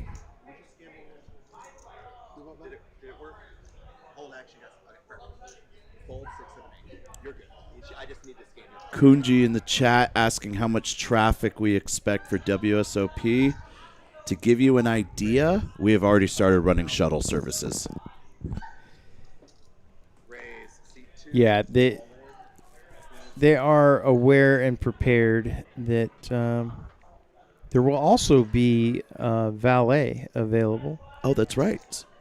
Which, you know, for I don't know what the cost will be, but just think of it as like, you know, a few bomb pod antes, and you get all the convenience of, you know, leaving your car at the front door. So I came up with kind of a creative idea for a few of us that live in the area. And what I'll be doing is actually parking down the street at one of the parking lots, about a half a mile away, and then forcing myself to walk the remainder to get in the exercise. Well, the aforementioned mental clarity walk that you talked about, so you're killing two birds with one Bingo. stone. Why not? Bingo.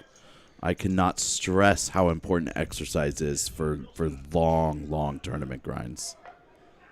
Even if it's something as simple as just some cardio.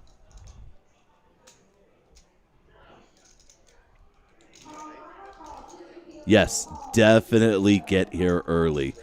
And if you're a cash game player, highly encourage you not to come early, as most of the tables will most likely be tournaments everywhere, even at the front portion of the cash side of the room. Big pot developing, potentially. Buck not afraid to rip it in light, and he does over the top of Bill's pair of fours. Bill makes the call, and we've got an 800 chip pot. Love this jam by Buck. Absolutely love it. Hand is doing really well against strong and weak ranges. Stone 50-50 coin flip. 8-6 tray. 9 of diamonds. Close Ooh, enough. The spicy queen of diamonds. More outs for Buck. Does not come. Feels like he has everything, doesn't it? Wow, what a turn card, and unable to improve for Buck. Great run, Buck. Been seeing you running deep on everything you play of recent, so I'm sure we'll see you again here shortly. And as you said earlier, the rich get richer. Bill up over 1.5 million, and we'll see the stacks here in a moment, but he's got, I believe, more than double second place. Just a touch above double of Kogel. Bill really starting to separate himself here. You know, a couple of weeks ago, Kyle, we did a final table together with Lorenzo at the table. Lorenzo previously mentioned, quote-unquote, model manager for a living. Yeah. Bill here, I don't know if you're aware of what he does for a living. I am aware. I'll let you expound on it. The PG version, he owns an adult entertainment dancing facility. Living the good life outside of here. Maybe that's the secret to our run good is we just go promote the adult entertainment industry. Maybe that's the secret sauce we've been missing. Maybe that gets you in the right mindset for some final table poker. JD all in with Jack 10, blind versus blind, and Kogel will fold the Jack 4 suited. Kiwi joining us finally. Kiwi, always a welcome addition. Glad to see you here, tuning in.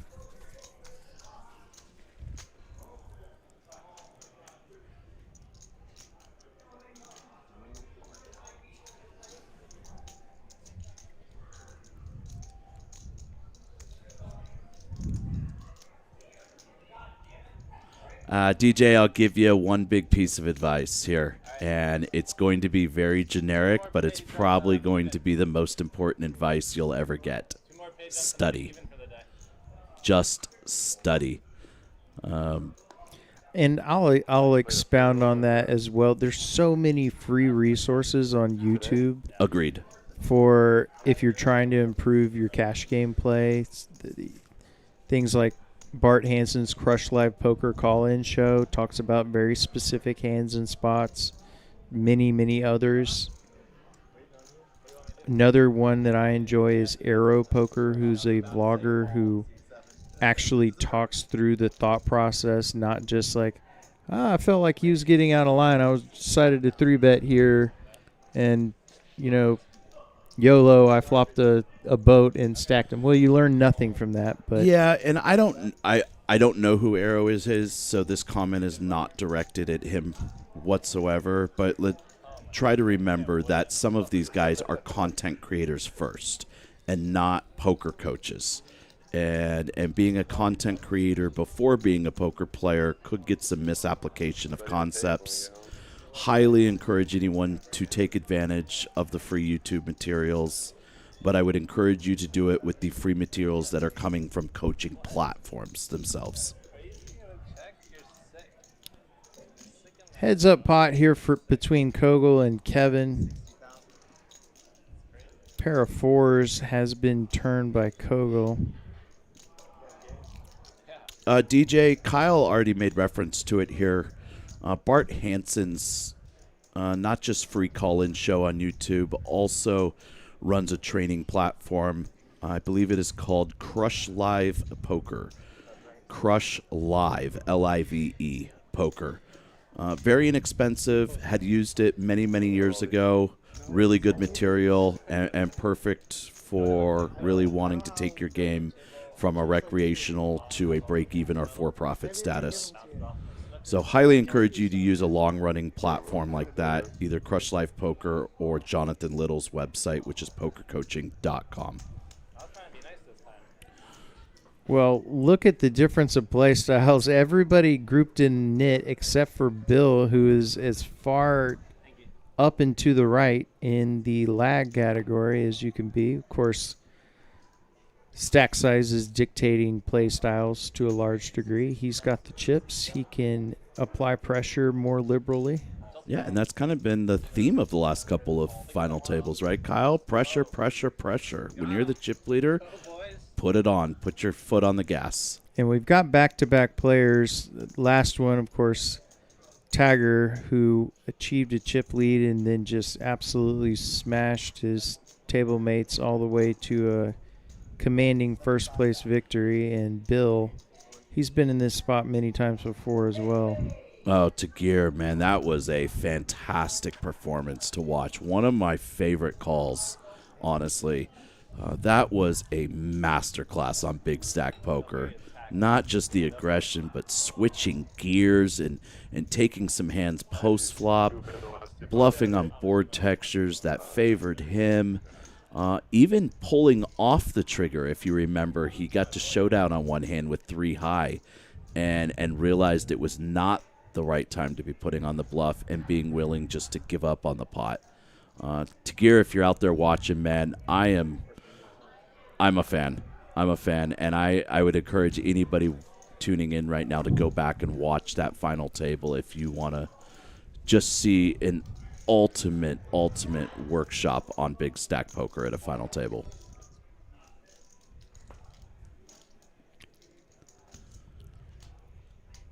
And this might be the one. Yeah, Casey in a good spot here. Yeah, Bill limped the small blind with intentions of calling a jam, and he's going to be displeased to see Casey has a better ace. Ace-queen versus ace-nine suited. Casey's tournament life at stake. Bill, this would just be a small dent to his stack. Deuce, tray 4, some wheel chop outs, and there it is. Bit of an unfortunate turn of events there for Casey. Stood to get all the way to 770,000. Instead, he'll just add 15K to his stack. Hey, I'm chopping your ante. That's all. DJ, I actually would disagree here. This is a very common misconception, and that's where the studying is going to come into play, because yes, small stakes games, and yes, small stakes players do a lot more calling than normal. Here's where you're going to make your adjustment. You're going to bluff less, but you're going to bet for value much wider. And so if you can remember that concept, that'll help you navigate a field of calling stations much easier.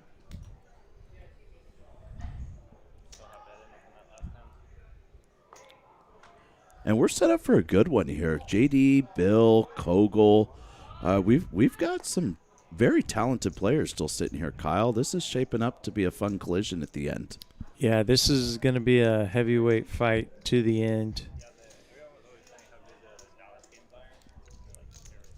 A lot of people move there, man. DJ, just to expand here a little bit, what you're going to be doing is betting with a wider range for value. You're going to eliminate the bluffs, and you're going to reduce the amount of hands that you're bluffing with, but expanding the overall hands you're betting for value. So, for example, weak top pairs, good second pairs on the river with top kicker. Let's say you have ace-9 on a king-9, deuce-3, 5 board.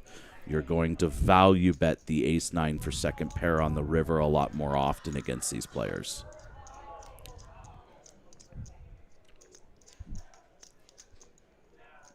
We folded around to the small blind. JD with queen-9 suited, and he's going to mull this over for a moment.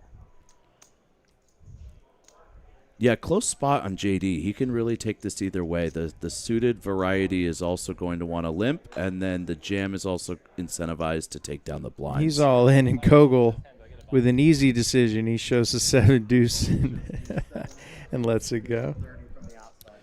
DJ, that's a very loaded question as far as sizing, and that's where the coaching websites are going to come into play. There is no one cut and dry answer. It's all based upon what your opponent's ranges are that you're up against and the board textures. But being able to work in many different sizings into your game is very, very important. So all of this is just going to circle back to find a coaching platform to join.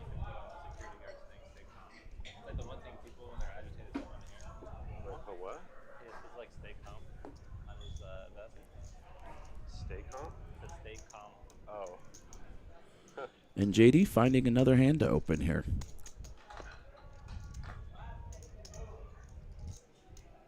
Ace-7 of spades on the button is certainly warranting of an open. And not just an open, he's going to rip it. Love it. Love it. Max pressure. Take the blinds. Increase your stack. Wow. Kevin found a fold with a pair. Sitting on 10 bigs. Pretty quick fold. Deuces are tough because obviously you can only be hoping for 50-50. Oh, yeah. I mean, to stop the Euros. Yeah. And then they leave. As it stands, some aggression from JD the last couple hands gets his chip stack up to just under 600K.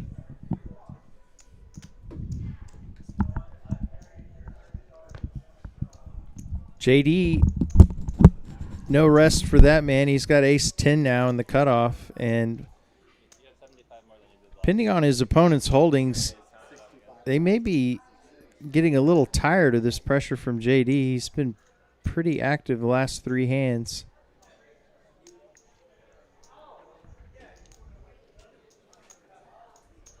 And Bill will be a customer. He makes the call with ace 8, and JD in a good spot here with the better kicker. That looks like a heart attack.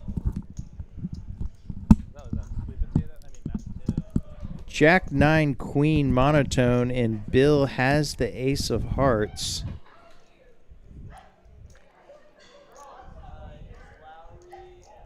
Of course, straight draw for JD. Yeah, both players, if they're going to be putting any chips in the pot, should be using relatively small sizing here. Yeah, and Bill just pure power poker says, I have the ace of hearts. Here's the whole pile. And I think that's exactly what JD did. He used very, very small sizing, correct? I missed his size. 35,000, Yeah. indeed it was. So he not going to take a huge blow, but he'll lose around 100,000 in that pot.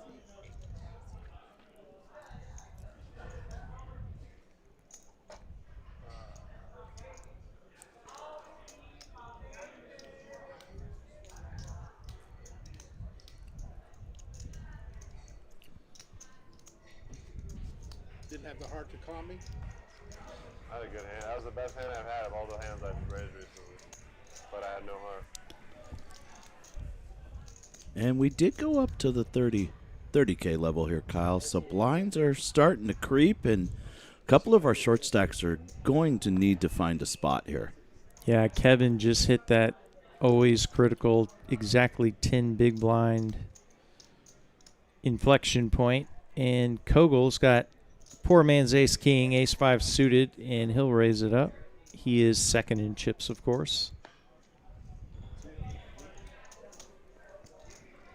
And that'll win him the blinds and ante. He's up to 900,000.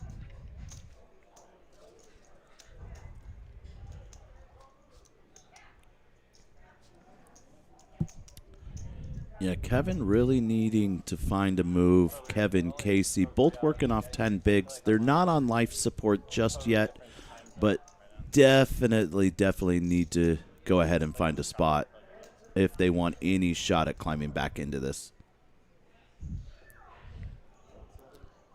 Agreed, Nathan, agreed. If Bill uses any sort of small sizing there, he definitely has JD hook, lined, and sinkered.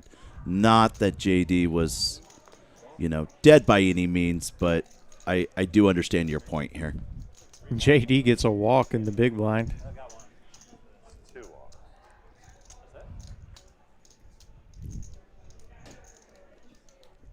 Oh, no, he gave me a walk. Yeah, he gave you one. Yeah, Casey probably sitting there thinking what could have been when he played that 770,000 chip pot with a better ace versus Bill. Both making the wheel and just chopping it up. Yeah, that's frustrating, isn't it? It really is. I've It been could there. Take the wind out of your sails. Yeah, you quite quickly. finally find the spot where you have a commanding equity lead, and you want to push it, you want to run it, and then seems like those rich guys with all the chips just escape somehow. And here comes the stack from Casey. He's all in with ace 7 offsuit over the top of Bill. Bill Of course, can be opening wider here as his play has demonstrated, and he's got King 10, and we'll see what Bill wants to do. All right, I'll W up. Yeah, excellent recognition on Casey's part, saying, I know you're opening light. I'm going to go ahead and put you to the test with an ace. Good recognition all the way around, so kudos, Casey, for finding it. That's the hand of the day. For you, man. Casey can go home with his head held high if he doesn't win here. It is a virtual flip, and Bill adds a gut shot to his outs. He's got 9 outs on this river, and there's Bink. the jack. Straight. Actually, well, not the nuts. The flush did come in, but the nuts straight for Bill. And he's up to nearly $2 million in chips, just starting to really run away with things here. Yeah, good run, Casey. Yeah, good absolutely. Put it on the floor as a bug and smash it. Casey will leave us with $1,420. Next player being paid out, everyone has locked up $1,910, but massive difference between fourth place money and the first place prize of $82.20 and the Showdown at the Capitol Limestone Trophy that we all I'd get stuck with envy. JD. Yeah, I want it. I haven't had an opportunity to take a shot yet at this Capitol. Obviously, I'm here tonight with you, but fingers crossed somewhere in the next few months we can find a way to add some limestone to our mantle. And pretty hefty pay jump starting to come for a $300 tournament. We've got a close to an $1,100 pay jump for the next bust out. The difference between fourth and third, about $1,100. And then from third to second, we double that with about a $2,000 difference. So might start seeing some of the players really take ICM into consideration here and start to just slow the thought process, slow the hands down. Let's see how they navigate it. And Bill has raised, or excuse me, he limped the King 9, and JD comes over the top on the button with Ace-8 offsuit. Kogel will let go after seeing that action of Ace-3 suited, and back to Bill, who will say nice hand JD, and he will chip up to $600,000. Yeah, Mixon, you're not wrong here. 200-hand battle between Bill and JD would be ultimate poker for TV. That would selfishly boost our own ratings here.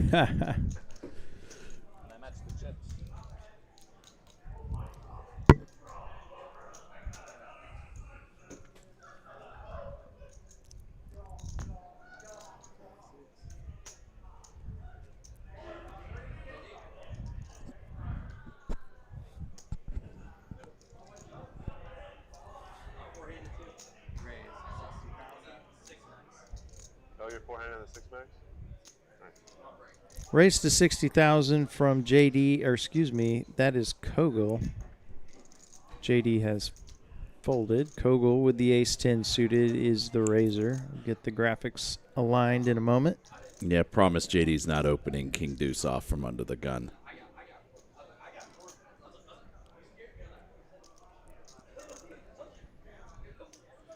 And looking like our shorty here has found a hand he wants to go with. Oh, we're on break?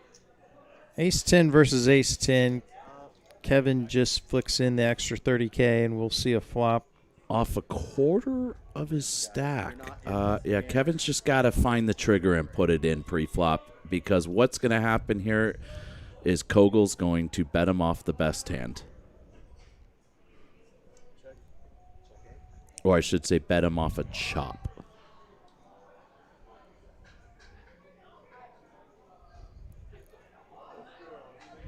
Kevin checks to Kogel. He's going to do a quick count of Kevin's stack. He's going to check back. Yeah, I can only imagine Kogel taking a little slow because this is so unorthodox. I would not be surprised, though, to see him bet him off on future streets. Obviously, what do I know? It looks like Kevin's looking to go for a bluff now. I'm confused whether he's considering value, whether he's considering a bluff. Hand very unorthodox from Kevin, so Kogel seems to be happy with Showdown here and just going to going to check it back with having a lot of hand to be able to showdown. Yeah. Check, and they'll chop it up. I see ace 10 for ace high. That's no good. And the little needle from from Kogel telling him it's not good before he slow rolls the chop. Chops are always the best time to slow roll. Agreed. What are your thoughts of when, obviously, we can see the cards Kogel with showdown value with the ace high, paired board, etc. But throwing a little sprinkle there on the river. I actually understand. While I did think he was going to bet him off of the hand, what he's doing by knuckling back makes a lot of sense. The line is very unorthodox. When I'm sorry, is his name Kevin? Kevin Yeah. just calls pre-flop, and it's a quarter of a stack. It's unorthodox, and in-game, I can understand how it feels very, very weird on Kogel's part. You know, obviously, like you said, we can see the cards here. But if I'm in Kogel's shoes, I hate to admit, I'd probably just do the same thing. I had to ask the question. I think I would do it as well because also it's in it. You know, there's been a lot of talk about, you know, how to improve or play poker, but in spots like that, you kind of have to ask yourself, I've got ace high with a reasonable kicker. If I put a sprinkle out there, what hands am I folding out that I don't already beat? Correct.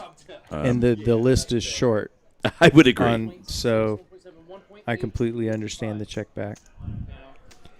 We are going on break, folks, so this will be, I believe, approximately a 10-minute break as Josh, our tournament director, gets a color-up completed along with Dan and Julia. Eli and I will take a short break as well, and we'll be back with you in a few moments. Hang with us, everybody. Thanks for the active chat. We'll be back.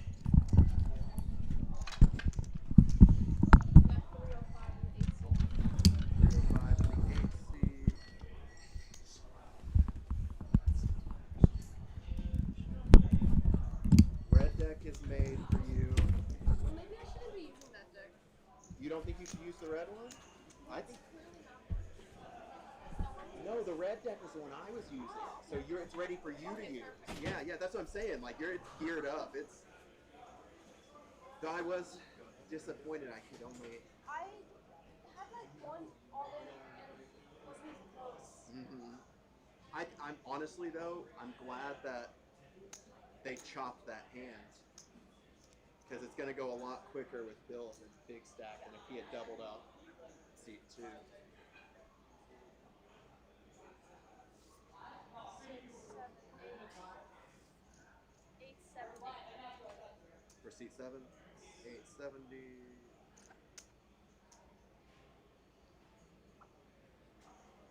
Yeah, so seat 1 raised and then 5 goes all in.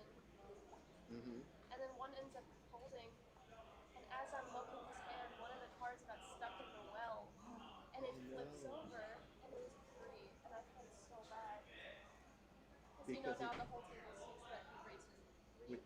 A 3 as part of his holdings. Yeah. Oh, I did go back to the stream and it was ace 3 hearts, so you know, understandable. But still, even then, it looks. Yes. It looks bad when I flip over 3. It sucks when shit like that happens. My least favorite thing is like when a card somehow sticks to my hand and like flips over as I'm just doing something random. I mean, a player throws a card into my hand and it flips. I'm not gonna feel bad, you know. But when it's my fault. Oh well, yeah, when it's nobody's real fault, but I'm still the one who did it. Yes. That's when it really sucks. Well, because the players make it your fault. That was awful. That was awful. I hope they're not recording this part.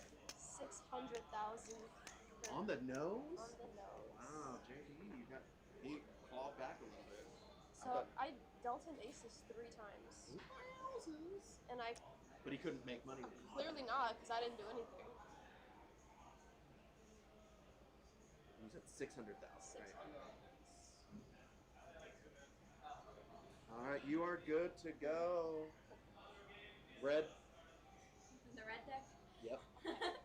And you don't want this. You decided? I was comfortable, but then I felt out of place. No worries. I understand. I can only deal on this after doing it for like 3 years.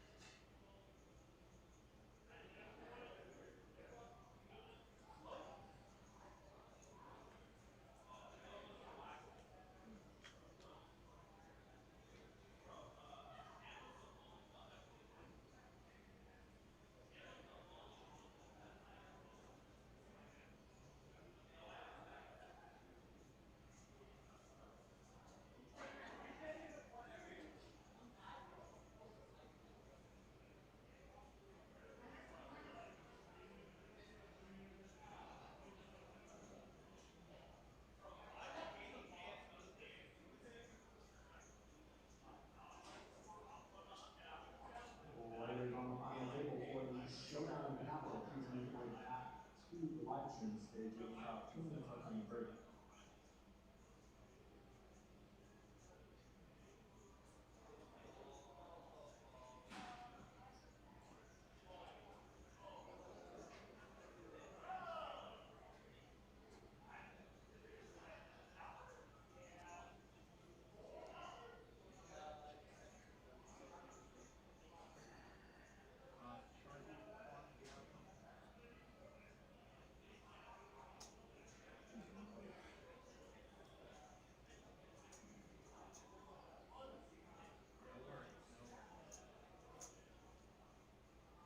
Doesn't need to have much juice.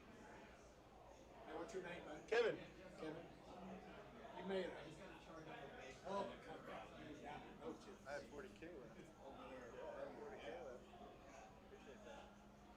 Play game. Yeah, not bad. Going good timing. Yeah, for sure. Thank you. Yeah. You're showing great patience too. Thank you. It's a patient game. I'm Bill. Kevin. Yep. Thanks, bro. See what happens. I mean, here I am short again. We'll see what happens. Hang in there. Indeed. Thanks, Bill. Nice to meet you. Nice to meet you. Kevin. JD. Cheers. Nice to meet you.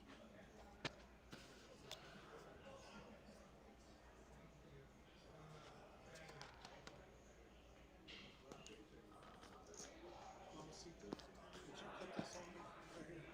Because I am. You can read it real quick. I had this on this little screen earlier. Thank you. Do they do the chip counts? Giving you info? No. I don't I'm gonna look at my phone so don't bust me. I don't like that stuff in golf tournaments. I went outside to get some there. But he was watching, he said the lady 3-bet him with 8-5 offsuits. No way. Lorraine 3-bet you at 8-5? What? Oh, I don't think he watched it. Oh, I thought you, Saw it. oh, I thought you said him. No, like, she 3-bet him. Yeah, I thought you were saying he Are we playing already? Really? I gotta put my phone away. Sorry. What am I? Welcome back, everybody. Break is now over. Thanks, everybody who hung with us through the 10-minute break there and color up. This is the Showdown at the Capitol. $300 buy-in, $30K prize pool, 82-20 up top for these players. I'm Kyle Frisbee, joined by Eli G in the booth tonight. Yeah, hand number 65. We're in for a little bit of a battle here.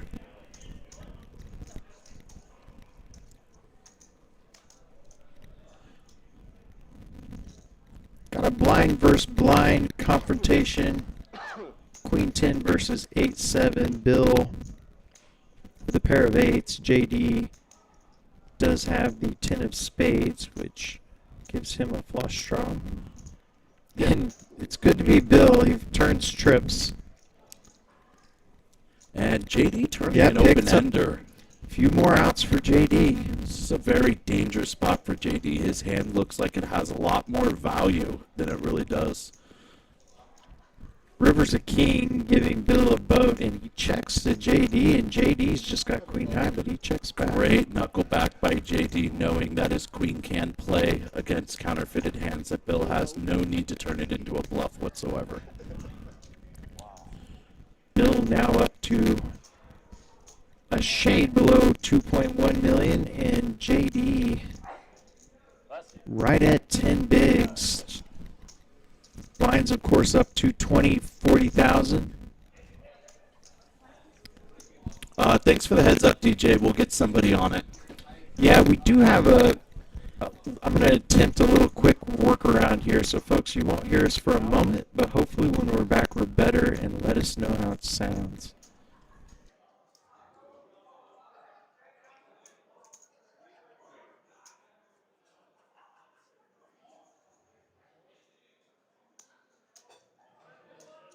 On the audio.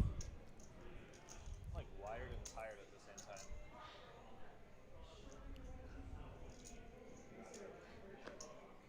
time. Let us know if our audio's now better, folks. Looking for a little feedback. And Kevin finally found his hand with 2 10s here.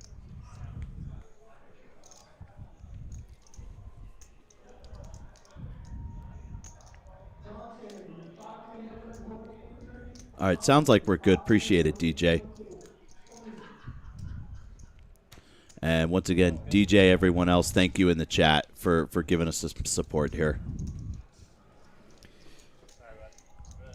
Cogill's flop trip eights are going to hold, and he will send Kevin home in 5th place. 1,420 for his efforts. What a great showing in this field of over 120 I players. apologize, Kyle. That was actually 4th place for 1910. I tried to short him. 1910 for Kevin. And there were 3. Kogill cracking the 1.1 million mark, and JD sitting on the very short stack in comparison to his opponents. Does still have just under 10 bigs. And no offense meant to anybody, but these are the 3 we kind of expected here, isn't it? Certainly is, based on obviously their resumes that preceded them, but also just the play that we've seen tonight. These guys showing some high-level poker. Yeah, and all 3 of these, you would have no clue this is a $300 tournament. All 3 of these guys and their resumes and their game, this very well could be a final table with multiple 6-figure pay jumps up top.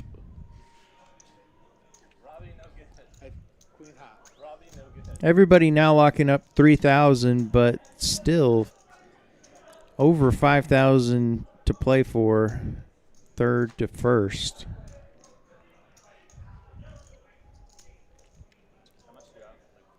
And as has been very clear, all 3 players locked in at this point.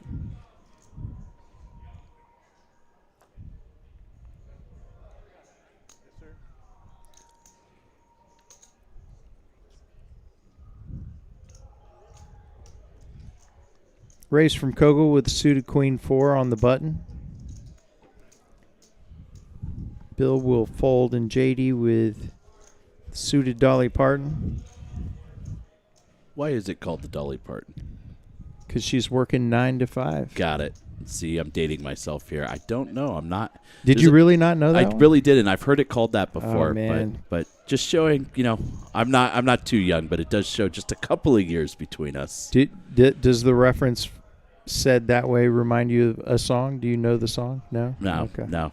I'm drawing blanks here. You're you're too hip and too young to know the reference. So You know what? I don't feel like that in the room anymore. Oftentimes I feel like one of the older guys, the fact that I'm looking forward to the 40 for 40 at WSOP coming up. But, yeah, I appreciate you making me feel young just for a second here. hey, you know. Kogel all in with the queen four suited on a pair and a flush draw board, and JD all in. A virtual coin flip at this point. JD with the better pair at this juncture, and turn it's a queen, and Kogel, as he has multiple times tonight, keeps turning two pair versus JD, and that's going to be the end of JD's night. Good luck, guys.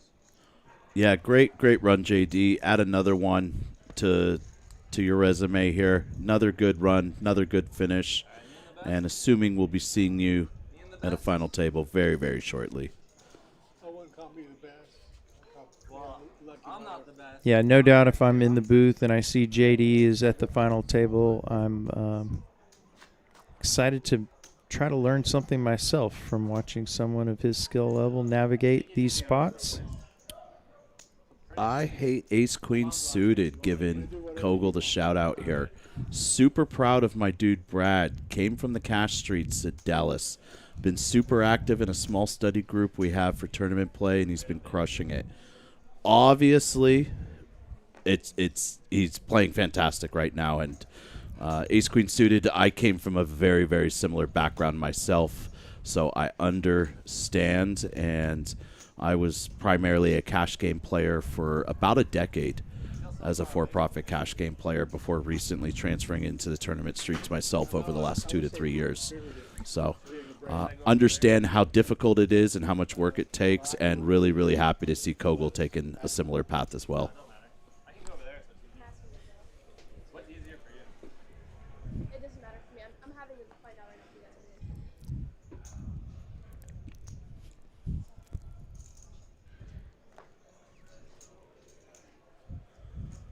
Yeah, JD scammed, all right, man. He flopped a pair as the short stack and had to go with it. We know the drill, Mixon. We've all been there. But you know what? Maybe it's okay to let someone else win once in a while.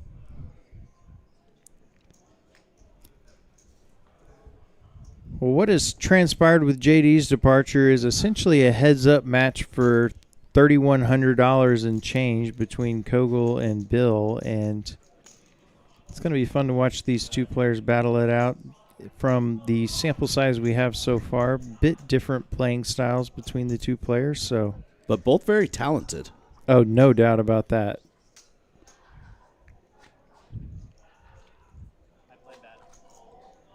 Kind of one of the beauties of poker. There's more than one way to skin a cat, if you're, as an old Texan might say. Yes and no. Yes and no. Yeah, definitely more. There are multiple winning styles, but I would say that, you know, your most profitable players and your biggest crushers all use game theory as a big foundational piece to their game.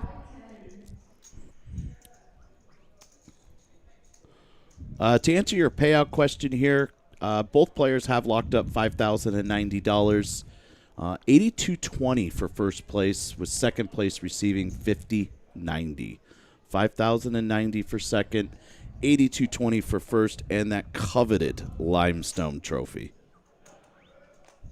Pot developing. We got top pair for Bill and open ender for Kogel. Check on the three of clubs turn, and, or pardon me, graphical error. We're going to stick around on the turn, and Kogel is going to bet 75 or call 75,000. Now we got it straight. Another 10, and Bill's pair of jacks are going to be good at Showdown if we get there. Yeah, DJ, you see Law in the chat here? She's a good one to ask. I am telling you, that woman is one of the biggest crushers you've never heard of. Law can answer a lot of these questions for you as well. But suited ace-queen is not wrong. You are going to show up as a tournament player and lose most of the time you come to the room. You have to build that mental game. Big pot there for Bill. Gets him a 2.5 to 1 chip lead. And Kogel gonna have to start picking up some chips here in this heads-up match. Having an ace heads-up is a pretty big hand, and he'll start there. Ace 3 of clubs.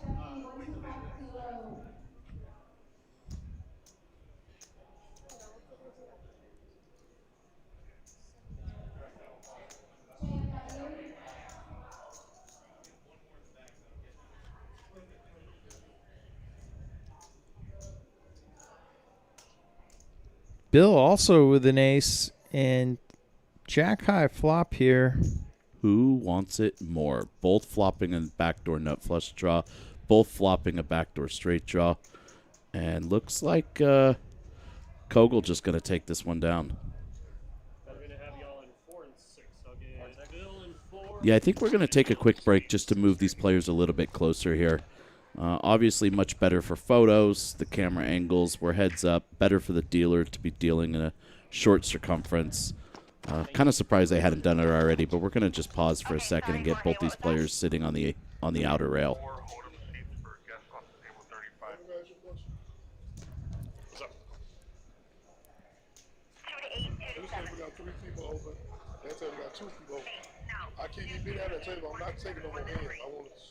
Shout out to Brad Kogel. Did not realize this was his first stream final table.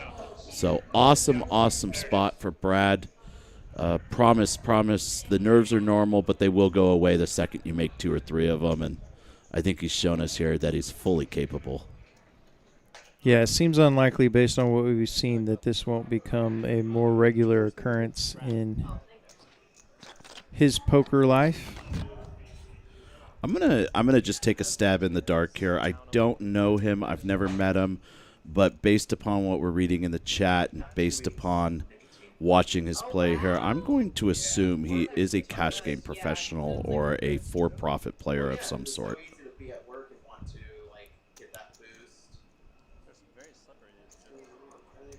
Maybe if someone out there in chat land can confirm that for us. But just based upon the 73 hands here at the final table, really feeling like Brad here is a for-profit player, at least at minimum.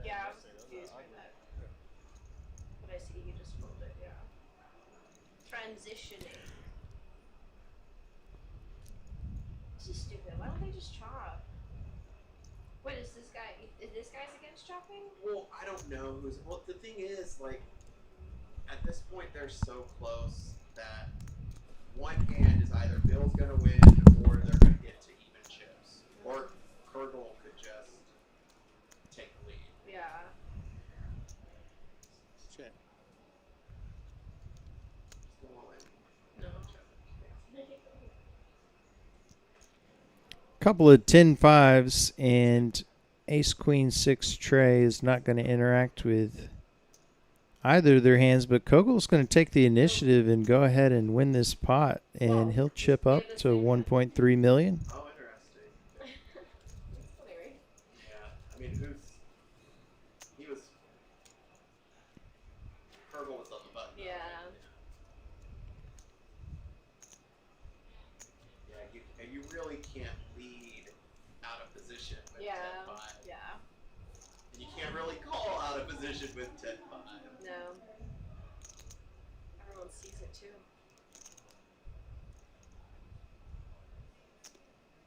Why are they just calling now? This is stupid.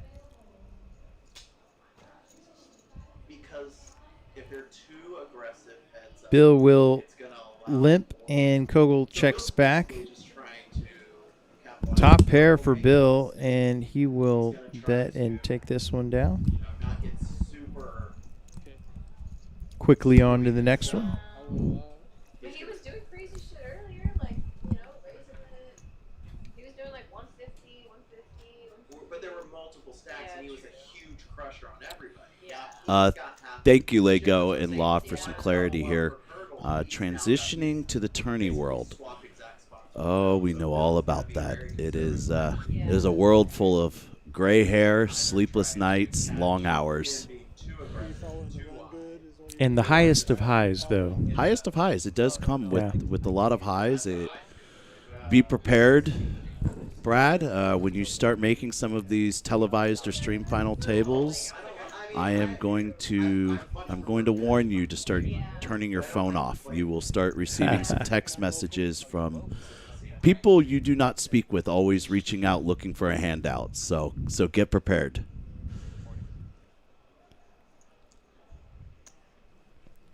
Yeah, I play in Dallas. My friend over here, At this point, it's down the shepherd's pie in the background of the stream.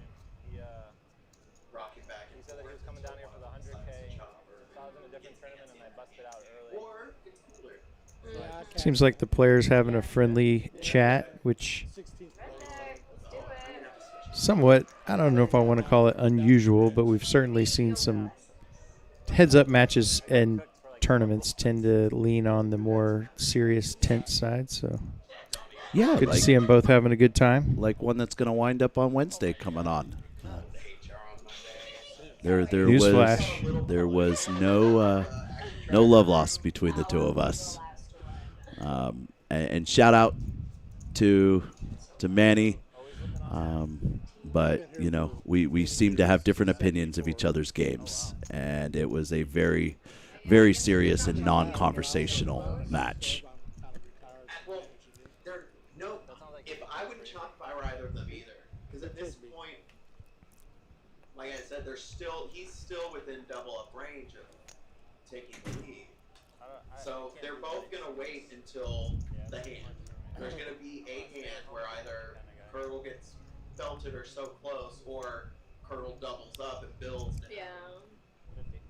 There's gonna be a momentum change. But notice, like, he's doing the same thing pretty much each Was a time. question in chat about how many chips in play. 3.6 million. Receive it, and, you know, Yeah, Bill having a 2-1 chip lead here, but really, really still anyone's game. Obviously, we've seen and hyped Brad up quite a bit over the last couple of minutes here. Both of these very, very talented players in their own right, and anything can happen heads up here. Yeah, for them to actually talk about it. Yeah, I went home for a couple of summers. it's gonna be a lot hard. Once he gets down to 500,000, it's gonna take. Texas Yeah, 2-1 chip lead approximately is kind of the definition of it can Amarillo. flip-flop in an instant. Just takes a single hand and they trade places. Even for the two. That's all it takes sometimes. It's just one. Yeah, to get to even exactly. Yeah, I passed through there. I drove. I was working in Washington. Do you do the internal or external one time? Yeah, and then Do Internal. you use some one times? Internal. I use internal one times probably. Internal. However, I do have a really good line that works for me, and I've used it a couple of times at these final tables on YouTube if you go back and check. And if I happen to get it in a spot where I'm either the 60-40 dog, or let's say I'm pipped ace-queen to ace-king and on the wrong end of it, I'll often use a line that I run really good in these spots. And it seems to have its own magic to that sentence. So you kind of answered my question a little bit. So here's another one. Let's say you're all in a spot, because it's happening so fast. and you're ahead. Okay? I don't feel comfortable. Well, in your head, are you thinking of what you don't want to come or what you want to come? She was like, no, it's gonna end before 1. That's a good question. There's some spots where I'm just completely neutral. Yeah. You know, especially if I get it in ahead, I'm very, very neutral as far as, yep, we made the right decision here. I think more of those thoughts seem to creep when you're really tired, or if you're very emotionally driven to an investment or a money jump. But a lot of those thoughts, to be honest, Kyle, are just useless. They distract you from your game. They start getting your mind wandering and thinking about things that don't really matter. And they can oftentimes put you into the wrong thought process or the wrong train of thought as a whole. I'm gonna open my range in my heart. Very cute. Yeah, I'm not a luck person. I'm not a calling for my card person, but I'm trying to make the mental adjustment of not focusing so much on what I don't want to come. Yeah. And just expecting good things to happen. Yeah, power of If positive you get let thinking. down, it's real. I believe. Don't think it changes what cards actually come out in the deck, but it maybe just if it's your overarching theme and approach to the game, it could help you make a better decision here or there. Agreed. Everyone in this game takes bad beats. Everyone takes an unlucky spot, and you'll often notice the difference in players. The more winning players do not seem to have that victim mentality when they take one of those spots, whereas individuals that are not winning as much as the rest of the player pool or the elites are often the quote-unquote victim mentality at all points. And if you're going to play this game for a living or you're going to play this game at a high volume recreationally, highly encourage you to really work on your mental game and just get away from that victim mentality. It does no good. It does no good, and also particularly if you vocalize it at the table or do anything. If somebody sits at my table and very early on I'm able to pick up on that they think they run bad or they're unlucky, they have a target on their back. Indeed. Those players, they set themselves up to be bluffed very easily when scary turn cards or rivers, etc. come out. So don't do that to yourself as well, especially around more savvy players. Interesting pot developing here. Bill top pair in a club draw. Kogel open-ended. Let's see how this one proceeds out.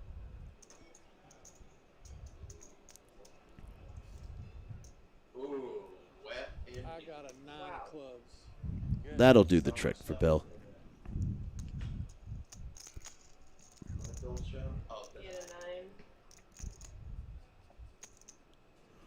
Updates coming in the chat. Looking like Dan Lowry has a 7-1 chip lead at the Run Good final table up in Dallas. Run Good main event obviously running up at Poker Palace, just a few hours north of us.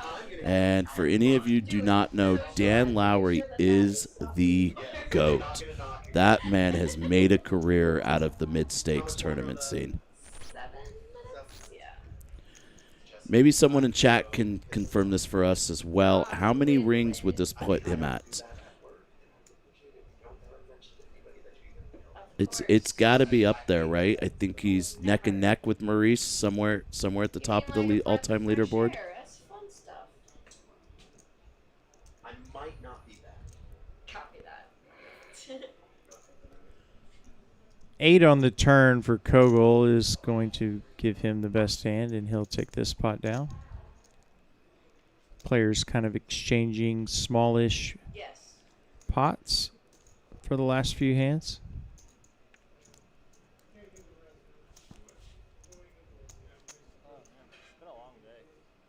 Kogel, hanging tough, actually has chipped up and closed the gap a bit versus Bill. You want to do an ICM and then do a racehorse for the...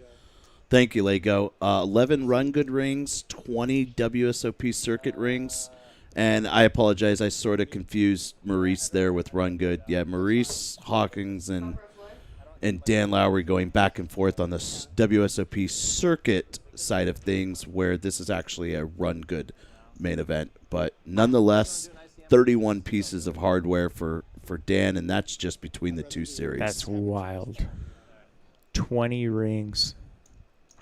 Amazing. Yeah, it runs out of ring fingers. Amazing. Hopes and dreams that only the rest of us would hope to accomplish. I guess he could do fingers and toes. Well, according to this count, he's ran out of fingers. Yeah, I guess and that's toes. true if you include Maybe we start going with earrings and piercings next. Man, maybe we pump that virally and get Dan to open up to whatever his next piece of hardware is. We just pierce it somewhere on him.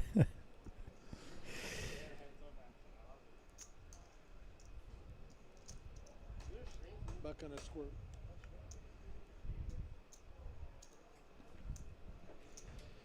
Hand developing, King 8 for Bill versus the 10-8 of Kogel. Kogel makes the call. Bill's raised. 290 in the middle. to a 9 high flop.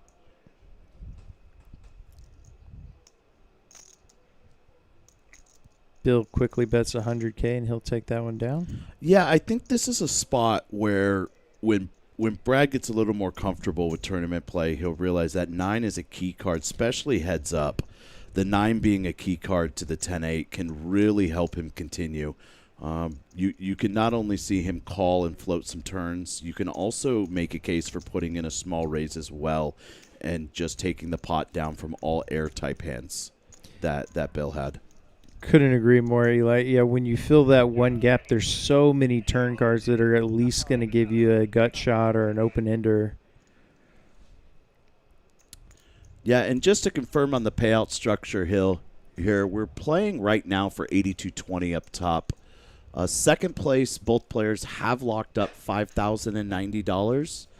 And when we start thinking in tournament terms, that means you avoid the tax form. So never unhappy to come right under taxes here. Kogel waking up with ace-10 on the button. He'll raise it up to 125, which has been kind of the standard raise in this heads-up match. He'll take that one down.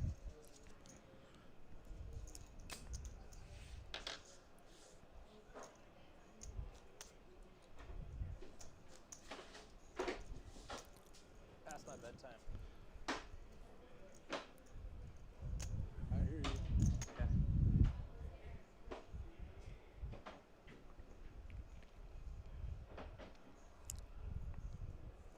I had another good one too. Getting good hands every Bill day. will just lay down the 9-5, and actually Kogel with a Not me when pretty I'm nice forward hand. like that.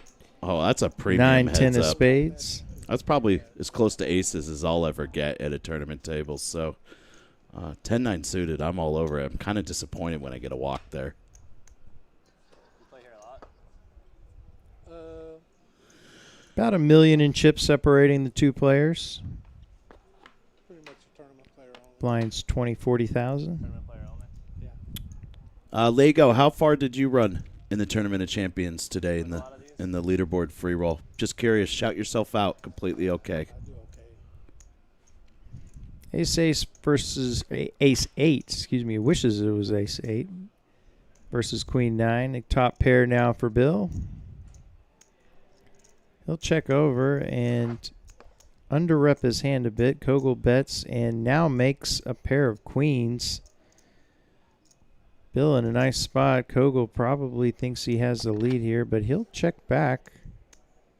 Nice check back by And- Brad. Two pair now for Bill. Started to say Kogel had made two pair once again, but Kogel manages not to lose a whole lot of chips after Bill deceptively checks flop and Kogel pairs the queen on the turn. Lego, good run, man. 14th. That's in the leaderboard or Tournament of Champions, as I like to call it. That's a tough field. So running 14th, that's a great run. Law sounds like she went to 13th. Another good run. That has got to be a tough field. So, that is quite the accomplishment still, I would assume. Got to shout out our booth colleague, William Lottie, also playing in that tournament. Was he? How did he do? I don't believe there was cash involved in the end of it, but it's quite the accomplishment just to make Absolutely. the tournament. So he will actually be hosting that final table tomorrow night on There we go. our live stream. Those players all coming back for that event. Yeah, DJ, you're not wrong. That's why we like Texas less taxes here. But unfortunately, the tournament gods work in the federal tax department. So whether we live in Texas or not, when Sam's coming knocking. Uncle Sam is coming. The second you make $5,000 or more above your buy-in in tournament play, it is time to pay the man. There is one way to reduce that. You need to file as a professional gambler at tax time. But you do need to file as a professional gambler in order to deduct expenses. Otherwise, as you put it, Kyle, Uncle Sam wants his full amount.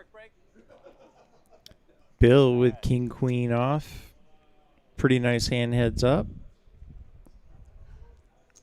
He'll raise to 120, and Kogel will make the call with his queen 7.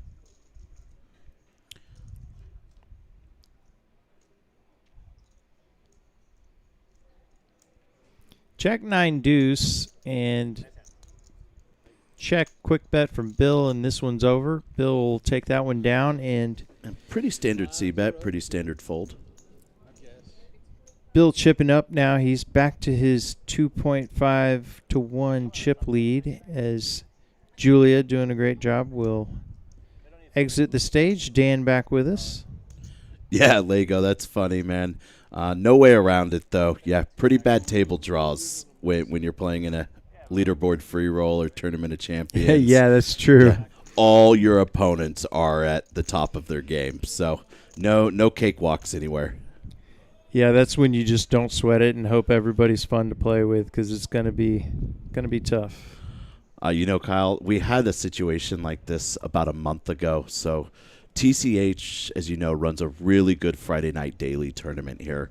And for anyone who hasn't come out for it, on Friday nights, it's a $240 buy-in. And depending on what month it is, the guarantee is $20,000, $40,000, or $60,000 for a $240 tournament. And I got a table draw about a month ago with JD and very similar players, Andrew Tran, JD, Nixon, June, the Tranimal, and a couple other guys where I was the fish at the table. And if I were to have to guess, there was probably $15 million, $10 to $15 million in career earnings at this table in a $200 tournament. Now that's called a bad table draw.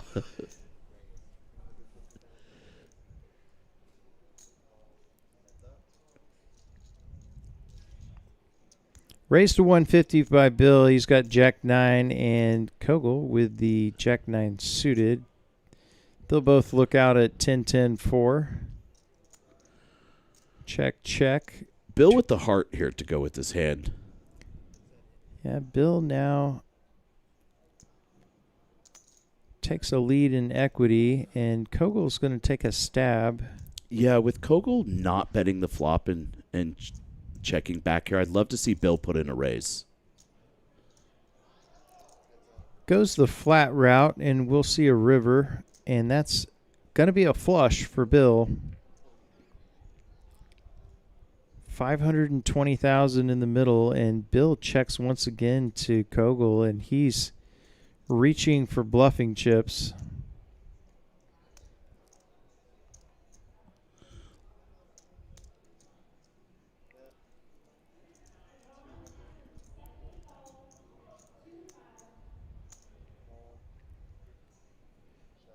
And couldn't see it on screen, but Bill has made the call, and he's going to win a 1 million chip pot, and this is going to put Kogel on life support. He's down to 595 at the 50K big blind, and yeah, not out of the woods yet, not dead by any means, but this pot really could be a swinging factor. It's very, very critical pot moving over to Bill's direction here.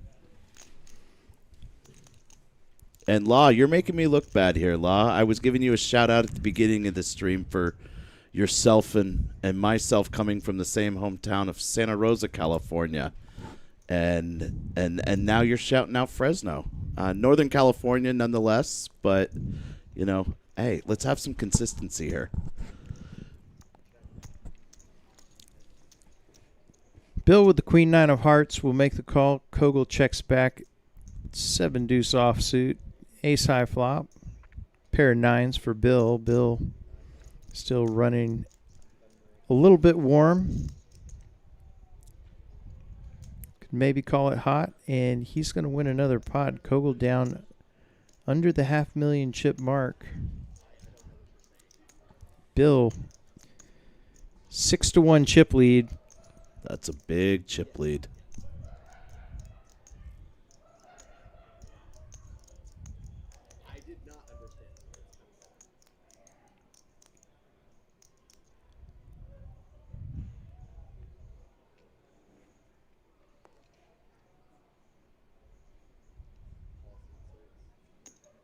Kogel limps and insta raise from Bill, and Oh, boy. Bill's got aces, and we're all in, and this is going to be, for Kogel's tournament life, Bill could be our champion. The aces can hold. What a ton of aces and kings that just went around this entire table. Absolutely I've never wild. seen anything like it. It's amazing. Variance is real in poker. We know that, but it's even variance across an entire table. And that's going to do it. And that'll do it. Bill is our champion. Kogel, he'll go home with $5,090 for his efforts, and what a great run. And getting to know him from his friends in the chat, so hopefully we'll see him back. Bill, we know we'll see him back in the future. An Austin staple in our tournaments and tournament live streams. Yeah, shout out to Brad for coming on the tournament scene. It sounds like relatively relatively new to the tournament side of things. Brad, keep crushing, keep grinding, keep studying, man. You're a fantastic player, and really looking forward to seeing you around on the next run. Well, that'll wrap things up for the Showdown at the Capitol. Bill Cox is our champion. Join us again tomorrow night for the restart of the final table for the 100K leaderboard free roll.